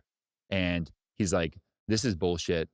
Find me at Accelerate Ottawa. I was like, okay, cool. So I went and took a train out to Ottawa. I'm at this conference. He's speaking at a fireside with another host. I ask him a kind of BS question during it just to kind of also just introduce myself. Hey, so how did you grow Facebook exactly? And what was the key kind of thing behind it? And oh, by the way, I'm Matt, by the way. He's like, oh shit. You'll find me after, and here's the answer. Sure enough, afterwards, everyone's crowded around him. I wait for the crowd to kind of dissipate. I go up to him. I'm like, hey, Chamath, appreciate your willingness to maybe help us. He's like, hey, let's go for a walk. So we left the conference. We're walking the streets of Ottawa. We walk around for 20, 30 minutes. I proceed to tell him the story as to what's happened, right? This crazy situation where, we're building this great company and things are amazing. And there's even examples of this in the US, and somehow we're being raided by the government. It was insane. And so we sit down at the Fairmont Hotel in Ottawa, grabbing breakfast, and Chamath proceeds to kind of go to me and go, you know what, Matt, this is complete bullshit. I've invested 30 million plus in Canadian companies over the last year, and this is how they're dealing with innovation. He slides a business card across the table and he goes, give this guy a call. I like, who is this guy? He's like, just give him a call. I was like, okay. So that was that. The breakfast wrapped up. I thanked Chamath for his generosity and his time. And still to this day, I view the guy just on a whole different level. He's Just now like, a YouTube creator. I don't know if you know that. He just yeah, yeah. uploaded his first YouTube video. Yeah, no, I really enjoyed it. Yeah. It was cool. It was cool. He's doing great. They're crushing on all in. And so I call up this number he's given me and I get on a call with this guy and he goes, okay, cool. I'm going to make an intro to you. Just give me 72 hours. I was like, all right, cool. 48 hours later, I'm on a call with Brad Dougad, the Minister of Training Colleges and Universities in Ontario, Canada, the guy running this area of the government. And he's on the call and he goes, Matt, listen, I hear what's gone on here. This is a couple heavy handed bureaucrats. You shouldn't be dealing with this. You're doing a good thing. Bitmaker's been making a real impact. We're going to try and sort out what kind of goes on here and see how we can help. Like, all right. Thanks for your time. And here I am still thinking, I don't know. This doesn't, maybe this works out, but it felt like a damn Hail Mary. Sure enough, on the Friday, I end up having a meeting with the superintendent who was in charge of rating the business and shutting it down. He goes over kind of what our operations are, a couple things that we just needed to tweak, and then proceeds to give us the only exemption of its kind in Canada. And by that Monday, we were back in business, operating a business that looked like it was going to be shut down and gone forever. And so, yeah, that was by far, I mean, even looking back, I was 21 years old when this happened, the craziest experience I've ever gone through as an entrepreneur. I feel like that's a blend from the movie Accepted and Old School meets Bitmaker. Accepted's a good movie. Ever see that? It's about creating a college and it tried to get shut down. Oh shit, I gotta watch it. It's interesting. Biggest learning lesson out of that. That's a pretty crazy story for a 20, 21-year-old. Yeah. So my biggest learning, and it was really, I think, a validation of something that I felt in my soul, but hadn't quite maybe mustered up in this way, was that so much of life is a numbers game, right?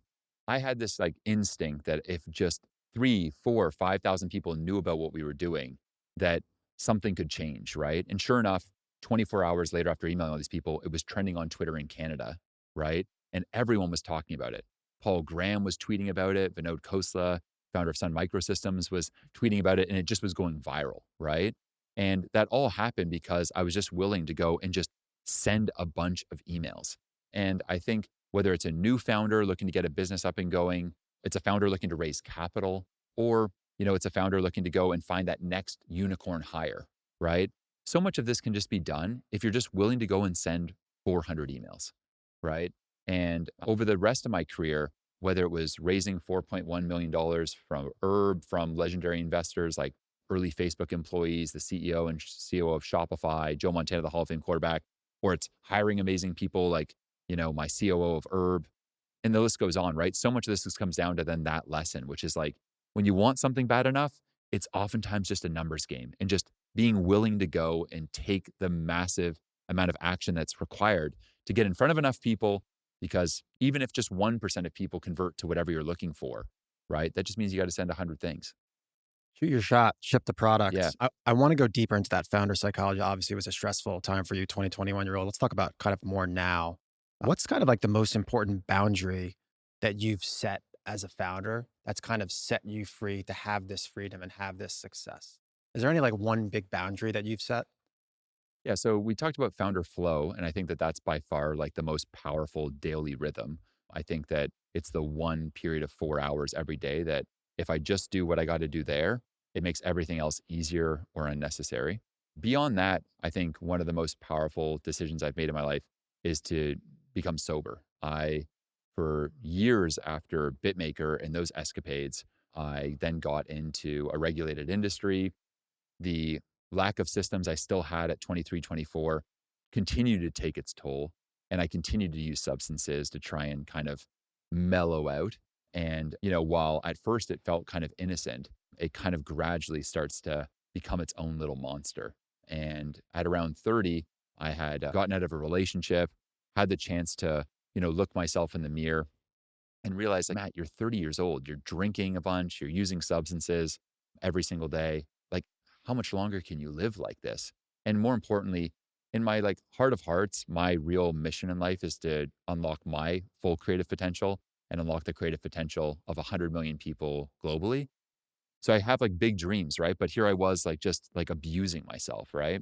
And so at that moment, I randomly kind of went back to this like numbers game vibe and started messaging some people I thought maybe could support me.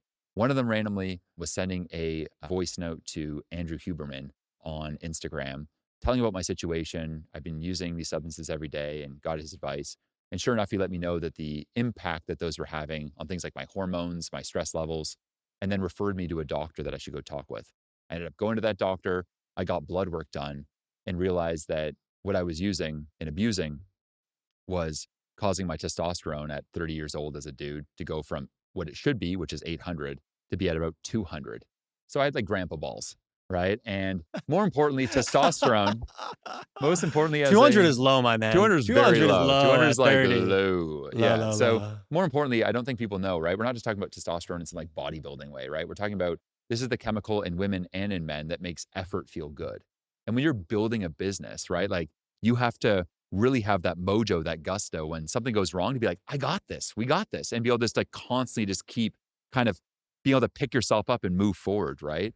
And I was making entrepreneurship way harder than it needed to be, right? Because these levels, the hormones, the health was just a side project or a no project at this point. And yeah, these substances were just really ruining me. The blessing was that the blood work, which I recommend that every founder gets done at least twice a year, it started to gamify my sobriety.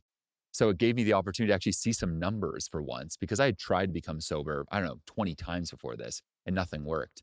But then being able to see the numbers and go, okay, I'm going to stop these things for 3 months, then do the blood work again. And I'm curious where I'm at. Sure enough, 3 months go by and my levels had tripled.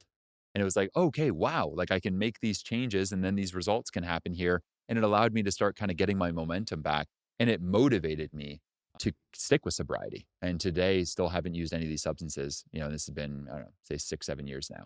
And so, yeah, I think everyone should do what's right for them. I'm not saying people should all be sober, but to me, it's more of this idea that entrepreneurship is much more of an inner game than it is an outer game, right? And the more abundant you are on an inside basis, the more, grit you have, power you have, energy you have, really inevitably, the more that your outer world transforms from my perspective. And if you're looking to grow your business and you're looking to, have an amazing team and an amazing marriage, whatever, I think it's John C. Maxwell that says your leadership is the cap on your success, right? So thinking if you're like a 6 out of 10 leader, you're probably only ever going to be 4 out of 10 successful. On the other side, if you're a 10 out of 10 leader, right? You're showing up present, you've got good energy, you're positive, you're proactive, you're embodying like the greatest leaders ever. Well, yeah, now maybe you've earned the right to be 9 out of 10 successful, right? And so inevitably, it's taking extreme ownership for your business, your career, and most importantly, your health. That's what kind of transformed my life probably in the biggest way. It was a huge inflection point. As you've kind of elevated from, like, an operator to now an architect, and now health is a big focus, I'm curious just what's your actual answer, and, like, how do you look at work-life balance and, like, the hustle culture? I think there's a lot of components to it. I think number one is I'm about like seasons, right? So, yeah, like, do I work 60 hours a week in certain seasons? Sure, right? Do I vanish from work for 3 weeks straight and people don't know where I am? Yeah, right? So what's going on there, right? Sounds a little crazy. Well, I think that what we're all after as founders is freedom, right? Freedom to control what I call the 4 W's in life, right? Being able to work when you want, where you want, with who you want, on whatever you want, right? And when you have those 4 things, what I think it ultimately leads to, right, is optionality, right? If I work 60 hours a week on some, documentary I'm making, or I'm building some open claw agents and just going super deep and hacking away with some friends, it's not work, right? It's play. And I have the option to do that and I'm choosing to do it, right? Similarly, if I'm vanishing for a few weeks in Japan and snowboarding in Niseko and Hakuba, that's because I want to do that too, right? And I think inevitably it's setting up your life in a way where you get to choose what you're doing. And I think when it comes to just like hustling and grinding as a requirement, or that that's the only way to do things, or feeling like that's the only way to grow, I think oftentimes you miss the big picture. And yes, the big picture of like your life and that there's more going on than just business, family, friends, adventure, travel, fun, play, those things. But even in your business, like I know as I've just started to integrate more spaciousness, more time, more fun, more play, more adventure, right? Inevitably these things pay dividends in your business, right? You're able to show up to people in a way that's more light versus heavy and serious. You're able to gain different insights because you're out in the world and learning from people or out in nature, right? And then able to incorporate that, new insight into your business. And so it's, I think, again, giving yourself permission to get out of the room, out from the computer, out from Slack, and realizing that there is an ROI to having a little bit of fun. Yeah, I was gonna ask you, like, how your leadership style has changed, that you've kind of elevated from operator to architect. You just gave a bunch of answers.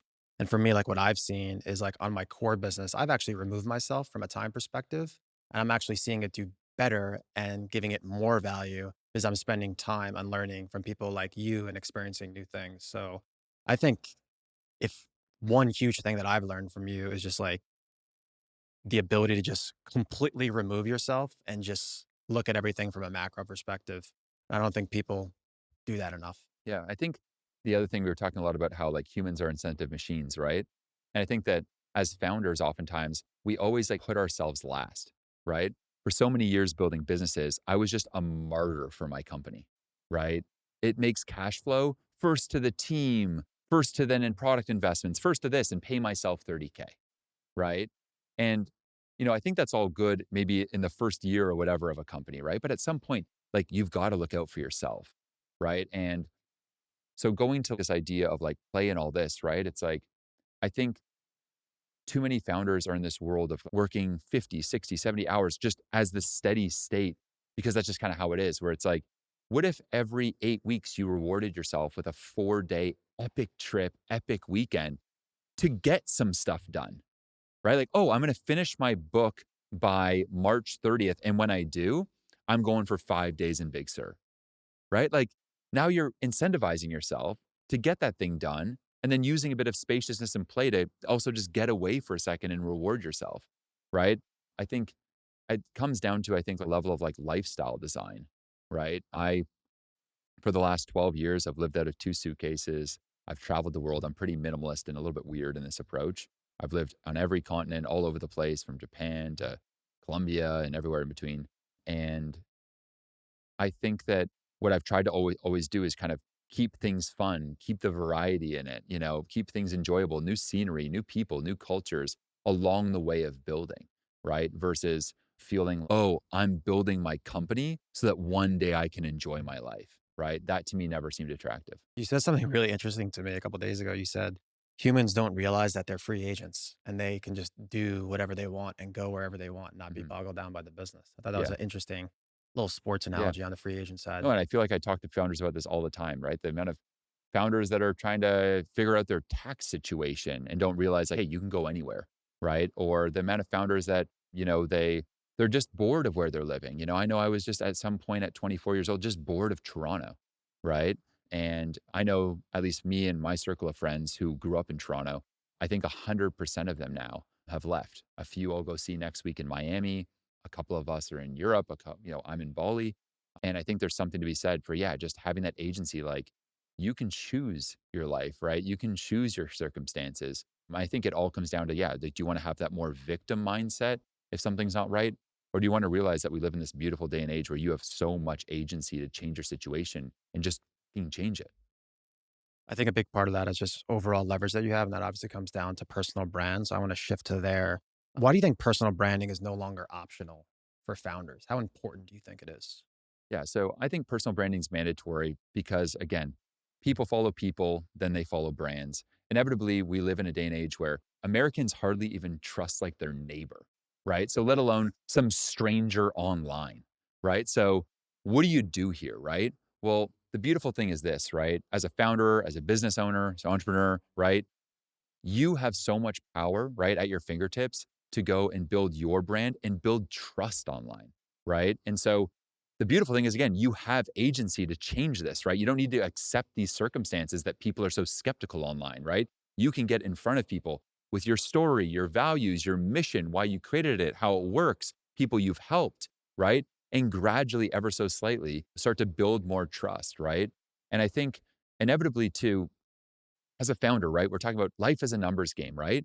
The idea that you can click a button and get in front of 1,000 people, click a button and get in front of 10,000 or 100,000 or a million people, that is legitimately insane. And we've just kind of lost track of that because it's just become everyday living now, right? But those are the exact odds that you need to bet on as a founder, right? This idea that, you can create a video around your product, get it in front of these people and be able to control your distribution. You don't need to rely on Zuck anymore. You don't need to rely on Musk, right? You can build your own media company. You can build your own email list and you can control the messaging you send out.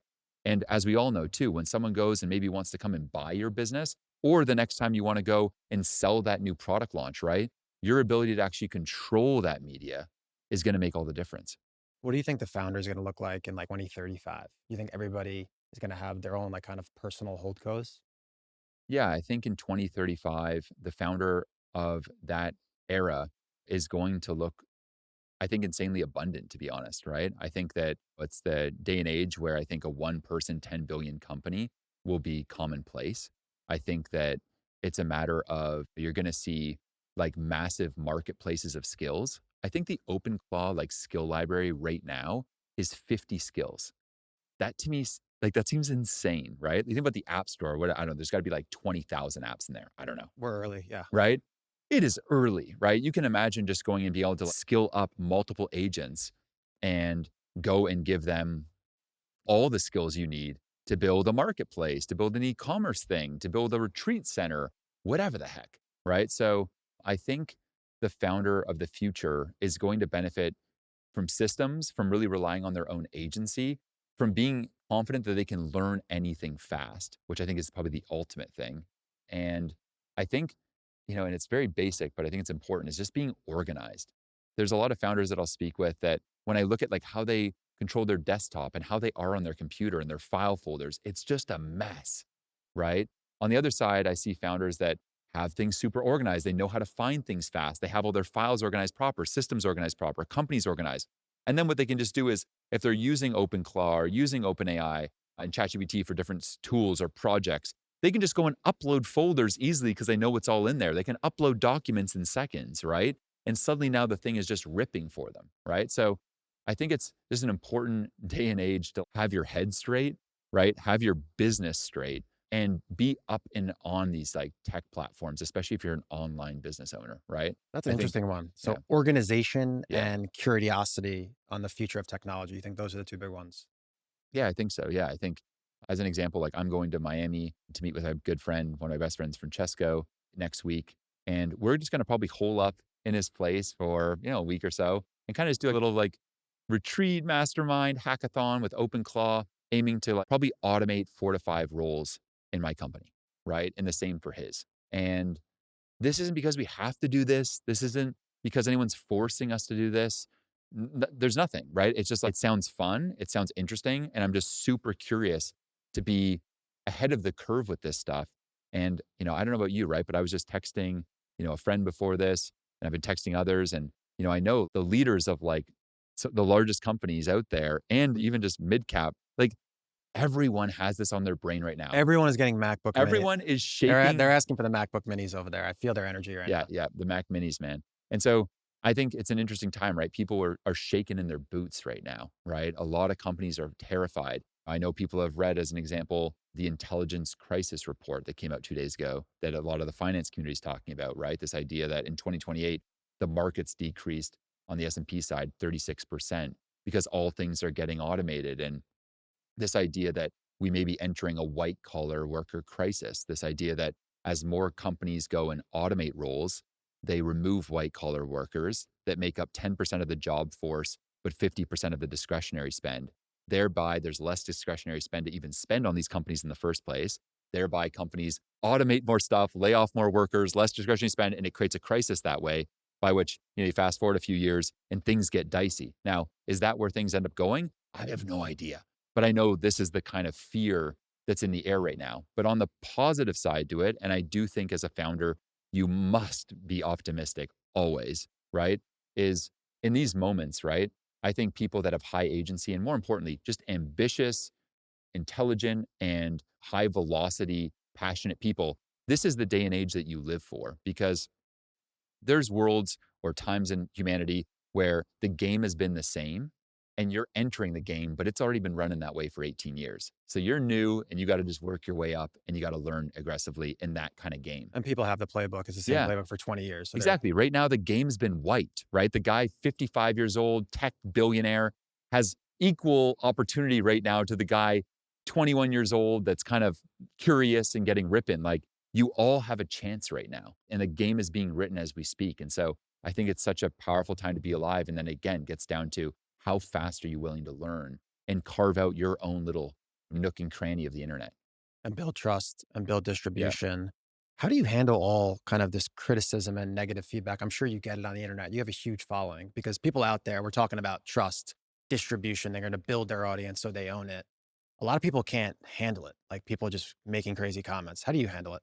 Yeah. So I had an interesting thing happen to me in Herb, my second business. We grew this to 14 million folks, 8-figure business. And we help the biggest brands in that industry go and get in front of the consumers that we built around this audience. And, we had a situation where a few creators were calling us out online and creating a little bit of a firestorm in its own way, right? And it was going, and at first it was just 200 people talking about it and 400 people talking about it. And then it was 1,000, and then it was 5,000. And I was sitting there in my office and I was looking at this stuff and I was so hurt. They're calling out, oh, this guy just thinks he can do this and this, that. And I'm going, oh my Lord, how am I? This is dicey, man. This is gonna get bad. And I remember actually calling up a communications professor from my university, being like, how do you handle this crisis? And she's giving me some advice and all that. And it was useful advice and some good insights. And we kind of modified some of our communication strategy. And then I had a chance to kind of sit back that evening. And I was like, one second here. Let's look at the math here for a second. And, you kind of divide in 10,000 divided by 14 million, and it equals don't give a fuck. Right. And it's like, we're talking about Uh, 0.0001% and you guys are of tripping this about the thing. 3 comments in the Yeah. YouTube. So Yeah. are we gonna adjust? Sure. Are we gonna lose sleep? Hell no. Are we gonna let this stuff bother us over time? No, no, no, no, no, no, because that's the math. The math is like when you're doing this stuff, number one, a couple comments, they're irrelevant, number one. Number two is anytime you're doing anything in life, there's always going to be those haters. And the thing that I've learned is like, you want more of them, right? Because you want to grow, you want to make more of an impact. Thereby, you want to be in front of more humans, 100,000 more, a million more, and thereby 20,000 more haters, 100,000 more haters. Like, that's what you're asking for. And so just see it as part of the tax of growth versus something that's like surprising or shocking or that you need to pay much attention to. I love that. What do you think is the best first step for a founder to take if they're building a personal brand? I know we've talked about a lot of the systems to scale it up, but if somebody out there is listening, maybe they have a $25 million a year ecom company, they want to start their own founder, let's just call it content. What do you think they should do? Yeah. So the best content strategy is the one that you can stick with. Okay. So number one. Number two. So what does that mean, right? Pick one platform, pick one format that seems fun at first, right? Look for the intersection of what seems fun for you, where your customers are, right? And essentially what you're great at. The intersection of that is going to allow you to maybe you're into writing. So you start just publishing a tweet every day on X for the next 60 days and just commit to that for now. The big thing when you get going, whether it's publishing, say, a YouTube video every week or 2 Instagram reels a week or 1 X post a day, it's not the quality of the post. You're literally just trying to get the shipping muscle built, right? Very similar to when you go to the gym, you're not looking to like run the 400-meter dash at a certain speed, or you're not looking to lift a certain amount of weight on a bench press. You literally just want to make sure that maybe 5 times a week, you just walk through the door of the gym, right? And it's the same thing with creating content is you just need to get that muscle going, right? So don't worry about any criticism you get. Accept that people are going to think you're a bit weird because it's just new, and accept that you're going to feel kind of odd and maybe sometimes feel like this whole thing's messy, right? But that's par for the course, right? Literally every single person you see online, they had to start there.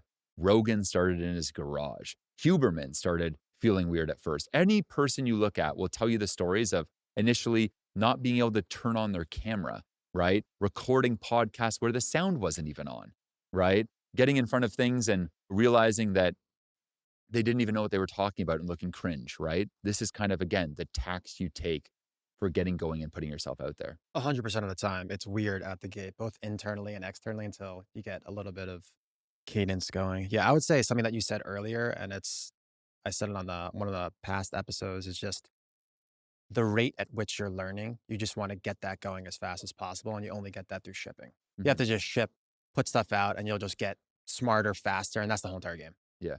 Yeah, and I think it's over time too, like you're reading a book, you're listening to a podcast, you have an idea of what you need to do. Inevitably, oftentimes there's that voice in your head going, "Oh, should you really do this? What are people going to think? You don't know what you're doing. Maybe you should just wait for now. Sit on this for a week." And it's learning to like that voice always comes up, right? And just ship irregardless of that voice. Learn that that's always going to come up when you're doing anything important in life and don't let it stop you from doing it. Just play with it and push send or push publish.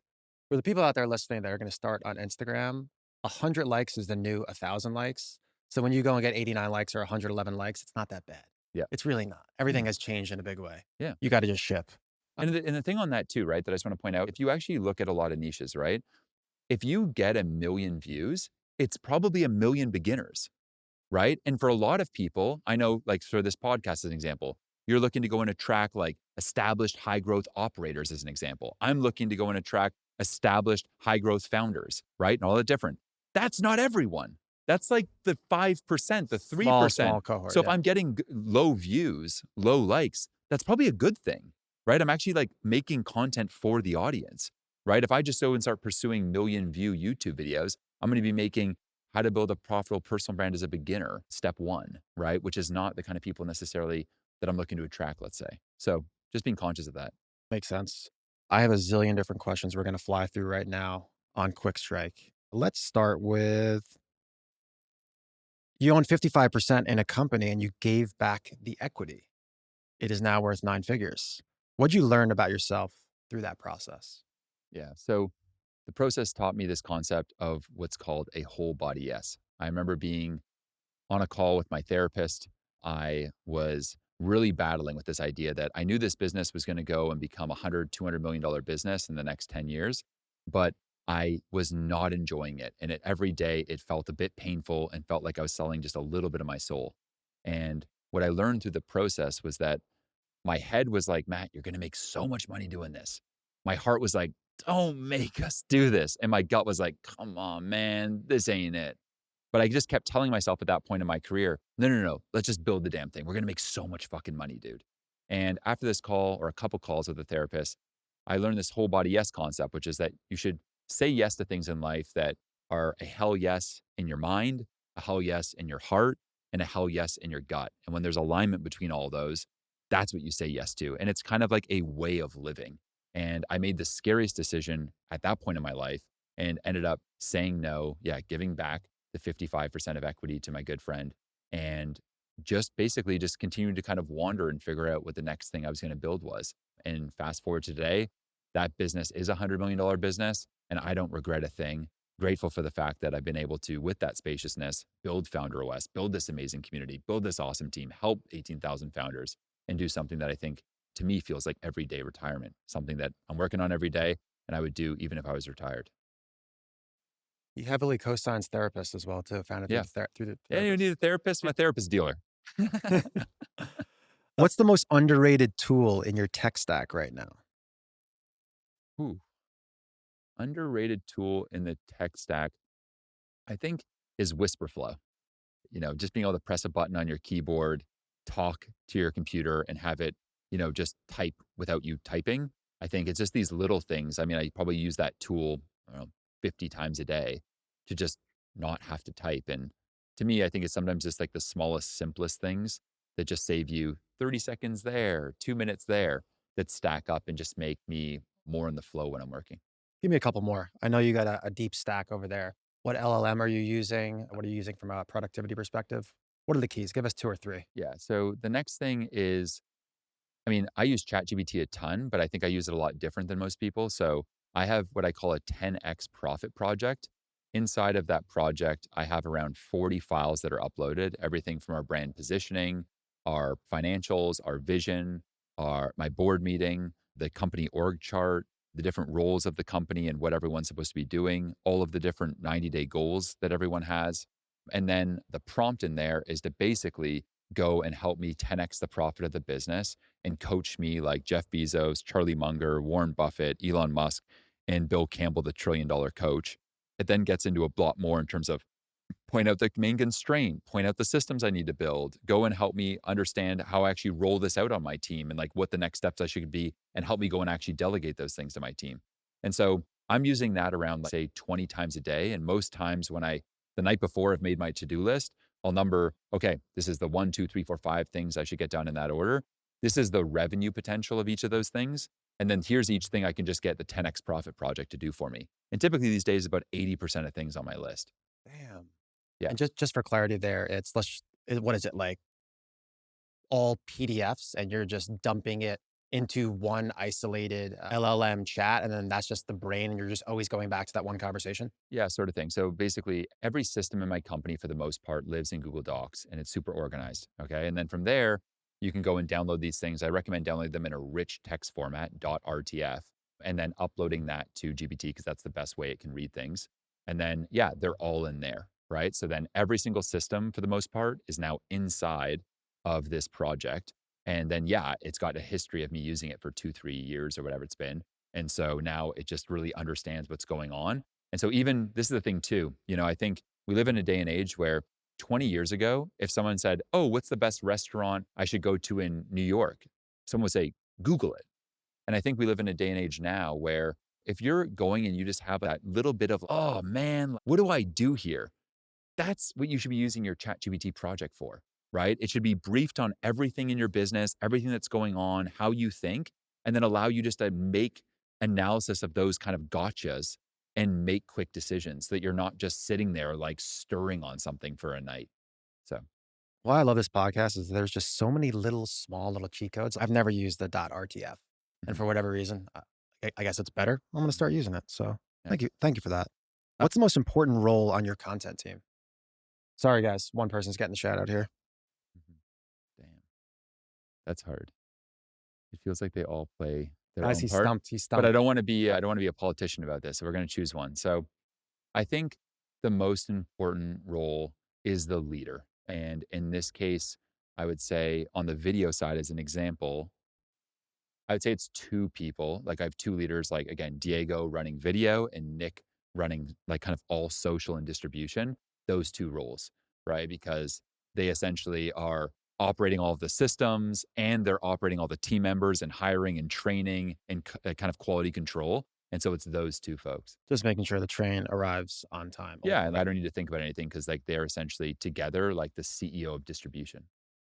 What's the wildest cold email you've ever sent or received? Oof. So after I had sold BitMaker, my first business, I was trying to figure out what the hell I was gonna do with my life, and I had no idea for the next business I would start. And so I put together an email. The subject line was "Hungry to Hustle," and the body of the email said, "Hey, insert name.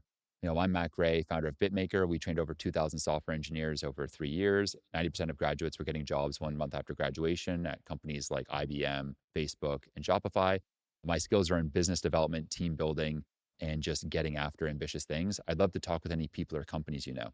So I emailed about 1,000 or 1,500 people this email at least, right? I ended up having job interviews with Pinterest and Uber for growth roles and dudes in their garage with random ideas. And I randomly saw Tucker Max's email on Twitter.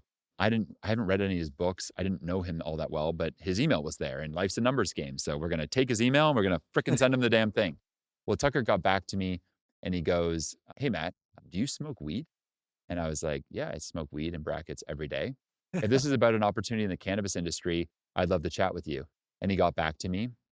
One thing led to another thing, led to another thing. And I talked to these 2 guys that had built a company called the Stoner's Cookbook out in New Zealand. It sounded interesting. It was essentially user generated recipes around weed. They had 100,000 people on their website a month and 100,000 people on a Facebook page. And so I flew from Toronto to Auckland, New Zealand. We got jamming on the things a bit. Then me and my girlfriend and this guy and his girlfriend, we went on a 2-month road trip through New Zealand from the north in the Coromandel all the way down to Queenstown and back. And yeah, that then led to, me ended up buying the business from them, rebranding it to Herb, raising capital for it, building a team around it, and growing it from 100,000 people on the website to over 4 million, growing it from 100,000 people in the audience to 14 million, and creating what is like the largest property in that space. Good foresight, understanding and knowing where the I don't want to say the word where the cannabis industry was going. Just Yeah. that small rebrand to herb has probably just made it more polished and tasteful. Yeah. Inspired by Vice and, just keeping things clean. I think with, yeah, brands, I think I get asked by people like, "How do you come up with brand names? How do you think about that?" For me, on a tactical basis, like coming up with a name for a company, I mean, first things first is I think most great brands, and I know Herb breaks this rule, are 2 or 3 syllables, right? Twitter, Facebook, Pinterest, right? Apple. And so trying to go and brainstorm things that are 2 or 3 syllables. And then second off, like I think if you're starting something out the gate on the brand name side, you have the ability to make any brand, right? So try to make something that can get the .com, right? Like you should be creative enough, I think, as a founder to like keep brainstorming, keep going, come up with the .com because it just gives you that added bit of trust that you could use, right? And so with Founder OS, like we brainstormed tons of names. I thought it was gonna be Founder Operating Systems and Founder this and that. And sure enough, a buddy Greg got back to me in a text message when I was sending it to a bunch of friends, and he's like, "What about Founder OS?" And I checked it, and then I researched it, and I realized I could buy it for 500 bucks, and then boom, got the brand, right? So trying to get the .com. It's like a never ending inventory forever. I remember like 11 or 12 years ago when we thought of the name iconic. I was like, wow, we're running out of names. It's never ending. Yeah. Yeah, we got openresidency.com. So there you Oh, go. you did? Wow. Yeah, we did, Yeah, baby. there we go, man. These Let's guys got the go. sauce. Let's go. What's your criteria for evaluating a business? Yeah, so whenever I'm going and building a business, right, I think it's more important to look at yourself as an investor than an entrepreneur, right? And great investors, whether it's Warren Buffett, Charlie Munger, they have criteria by which they're going to go invest in something, right? Like certain industries, certain EBITDA multiples, or whatever, right? I'm not actually that good at that stuff, but you get it. The form of this that I take, right, is like when I'm looking at starting a new business, right? What are the things that are most important to me that must exist in that business? And so for me, it's things like I must love the product. I must love the customer. It must feel like play. It must be an obvious move in my career. I must own 97% plus of the business because I fucking hate co founders. I must have founder distribution fit, right? So that I can distribute this in my audience and it makes sense. I must be able to build it in 3 months or less because I'm not just looking to build it forever. And it must have a chance to get to $5 million a year and be able to be cash flowing fast. So those are my criteria. And when I'm then going and evaluating different ideas or opportunities, I filter it literally on a Google sheet through those criteria. So all the criteria are in the rows, the different ideas I could do are in the columns, and I'm rating them 1 to 10 to see, okay, which idea scores the highest on these criteria. And so I, more importantly with this, it's not just about what you say yes to, but it's giving yourself a clear objective criteria as to what you're going to say no to, right? Because oftentimes we see an idea, we get going on it, we end up spending, and I've done this, spend 6 months on an idea that I ended up realizing I want nothing to do with this, right? I had co-founders and I was like, I don't do co-founders anymore, right? So I think it's important to then have those criteria so that you basically objectively guarantee that whatever you end up spending your time on is something that is going to really fill up your cup and be something that's fruitful. Love that. What's the most surprising thing you've learned from living in Bali or traveling to 50 plus countries? The most surprising thing I've learned, I mean, first off, when I was 21 or 20, I went, the first experience with this kind of travel was I went to Europe for 2 months with three of my roommates from college. We went and traveled through 19 countries in Europe. And then we were all supposed to go home. They went home. I flew from Zurich, Switzerland to Bangkok, Thailand, and then went and traveled Southeast Asia for 3 months, eating snakes, tubing down random rivers in Laos, going and shooting machine guns and rocket launchers in Vietnam, going to army bases and doing some weird shit in Cambodia. All along the way, sleeping on sidewalks or sleeping in the luggage rooms of hostels because I was so broke. The thing I just learned along the way, though, is like the universe and people like inherently will take care of you, right? And it kind of stuck with me for the rest of my life, whether it's been on my travels or even in business. It's just like everything's going to be okay, right? And especially in these weird locations you may go, whether it's doing ayahuasca in a random jungle in Peru or weird things at Burning Man or, being in the middle of nowhere in New Zealand or whatever. Even when things get super dicey, like you just ask people for some help. People are nice and there to help you. Bro, I'm dying right now. Bro, bro, I'm dying right now internally of just like your rocket launchers and ayahuasca in Peru. You've lived an interesting life. What was the best country and why? The best And country. you could filter it under any lens, single Matt, girlfriend Matt, young Matt, you Yeah. now. Well, I mean, I'm in Bali right now for a reason, right? I think it's like a really special place. It's got a beautiful mix of like amazing nature. It feels like the place was also just built for people that want like a healthy lifestyle and want to Revolver coffee bounce. shop? Yeah. That's good. Revolver Yeah. coffee shop. Lots of solid stuff. And then also just actually, weirdly enough, like a surprising density of amazing founders. Like it is like very dense with founders. And I wasn't expecting that. So it's got like a perfect balance there that I really love. So just overall, like I've really enjoyed that. Hence why I've chosen it as a 5 month of the year spot. My favorite spot in the world is the Italian Dolomites, which is like the Italian Alps. And, going and snowboarding there in the winter, mountain biking there in the summer, just like Italians are just the best. And so I'm single right now, and I think the big dream is to find a woman in one of these cities and then just bring her to the Alps. We'll see how that goes. That's the current plan. Love that. What What's the most important lesson you've learned from building teams remotely?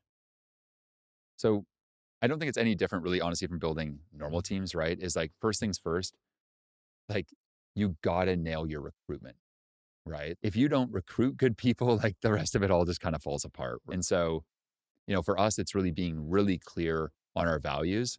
You get in life what you tolerate. And so if you sniff a B player in an interview process, it's a no. If you get a weird answer that you just weren't quite expecting or just wasn't exactly what you had hoped that person was going to go over, Or we get people to complete challenges in every role. So they must complete like a challenge that kind of mimics what they'll do in the role. And if it's not up to par, or they just write it all with ChatGPT, right? Like they're out, right? So it's just being insanely strict with who you bring on. And I think that this is not just the secret to getting a great remote team, but also is the secret to like just eliminating headaches as you grow your business. And I think is the biggest difference between bigger beginner founders and people that I see way further in their career, right? Is inevitably the founders I know that are way more established, the degree to which like they are so strict with their standards and do not let anyone on their team that does not feel like they click is key. And I'm not just talking about proven track record, right? Like for us, we have values of as an example, they must have an all in mentality.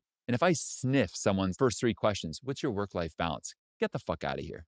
Right. Or what's the comp here is like a first question and a thing. It's like, yeah, like this is just not it. This is not our culture. Right. Our culture is like, we care about what we're building, the craftsmanship, the artistry. And we want people with extreme ownership that value simplicity. And I think it's being really clear on who you are, being clear on analyzing the A players you maybe already have on your team and what are the traits that they already possess. And then just make sure you hire folks that raise the bar of quality on your team versus gradually hiring people that kind of revert your company to the mean and mediocrity. How much of that is subjective versus objective? I'm a big personality test guy. Is this all based off feel? Yeah, no, I got to do your personality test stuff. It sounds interesting. I think it is, yeah, it's objective in the fact that we're getting people to complete challenges and actually answer stuff that has right or wrong answers. And then it's a feel thing in the terms of, yeah, we're getting a sense of, we know what kind of like a great, good, poor answer is to certain things we ask. As an example, one question that I've been inspired by Elon Musk to ask in our interviews is, tell me about something you've done that's extraordinary, right? And then seeing what people say there. And is it actually extraordinary? Is it great? Or is it a joke? Right. And it's something that they just think is extraordinary. And you're like, okay, so you emailed someone? Like, neat. Versus the person that's like, oh, I was in college and I built this thing because I no longer wanted to order food for that thing. So I built my own thing. It's like, wow. Right. And then had 1,000 customers while in college. It's like, damn, that's like some enterprising entrepreneurial shit. That's the kind of things we want, right? So I think that question as an example, yes, it's not objective, but you can really get a sense of what someone's about and what they view as quality by their answer to something like that. That is the final straw. And the first video that I'm going to do myself is going to be about hiring. I'm getting Nice. so much great feedback and advice and questions on this podcast about hiring. That's another great one. I love Yeah. that. Last four questions that we asked everybody, my man. Had an amazing time. Favorite book or podcast and why? My favorite book is, oh my Lord. I mean, a transformative book at the right time in my life was The Almanac of Naval Ravikant. Undefeated. I think it's a great one, just for a solid, easy read that just like pound for pound, word for word is solid. Evergreen forever. Guys, we'll link that below. Great book. What about podcast?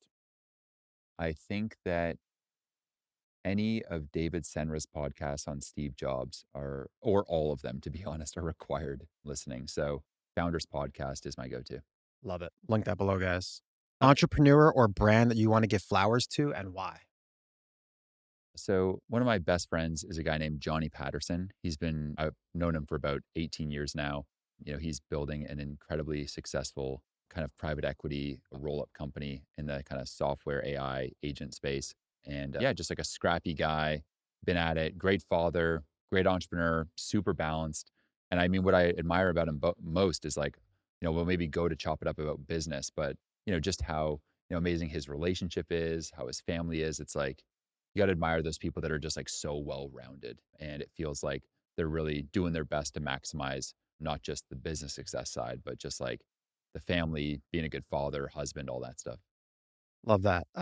Creator that you want to give flowers to and why? So my favorite creator is Gox. And I just think he's the most creative, No idea who that is.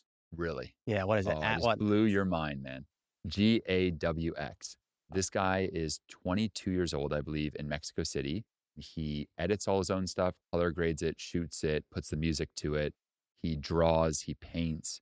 He is like the definition of a full stack creative. And I think he's like the Banksy of our generation. Wow. And the guy is next level. And most people don't know about him, although he is pretty large on YouTube. But just insane. And yeah, just the sheer effort, attention to detail, and just artistry this guy puts into every single thing.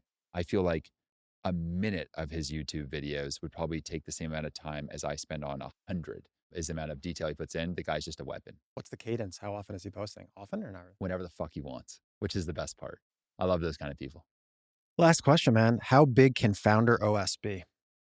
Yeah. So I think when I think about how big it could be massive. I think what I'm looking to build is something where a tight community of say 10,000 founders max are all like being served to the highest degree, creating essentially like the future of founder led brands, right? Helping people be at the forefront of where, branding, positioning, and the artistry of it all is going, helping them stay out and stand out as algorithms change on the different platforms to stay at the forefront of that. And all the while being able to remove themselves from the operations and the weeds of things so that yeah, they're able to actually just build a vibrant life. And so, in terms of where it can go, you think about 10,000 people, I don't know, spending whatever they do, it can easily be $100 million a year business. Love that. Where can everybody check you out? Founder OS, everything. Where can they find you? Yeah, you can check me out on all social, Matt Gray, on any platform. And you can check out FounderOS at just founderos.com. Amazing. Appreciate you, bro. What's up, guys? If you guys got this far in the episode, I would assume that you enjoyed it. If you got any value, it would mean the world if you hit the subscribe button, give it a like, post a comment, tell a friend. We could keep going bigger guests, bigger locations, more value. See you in the next episode.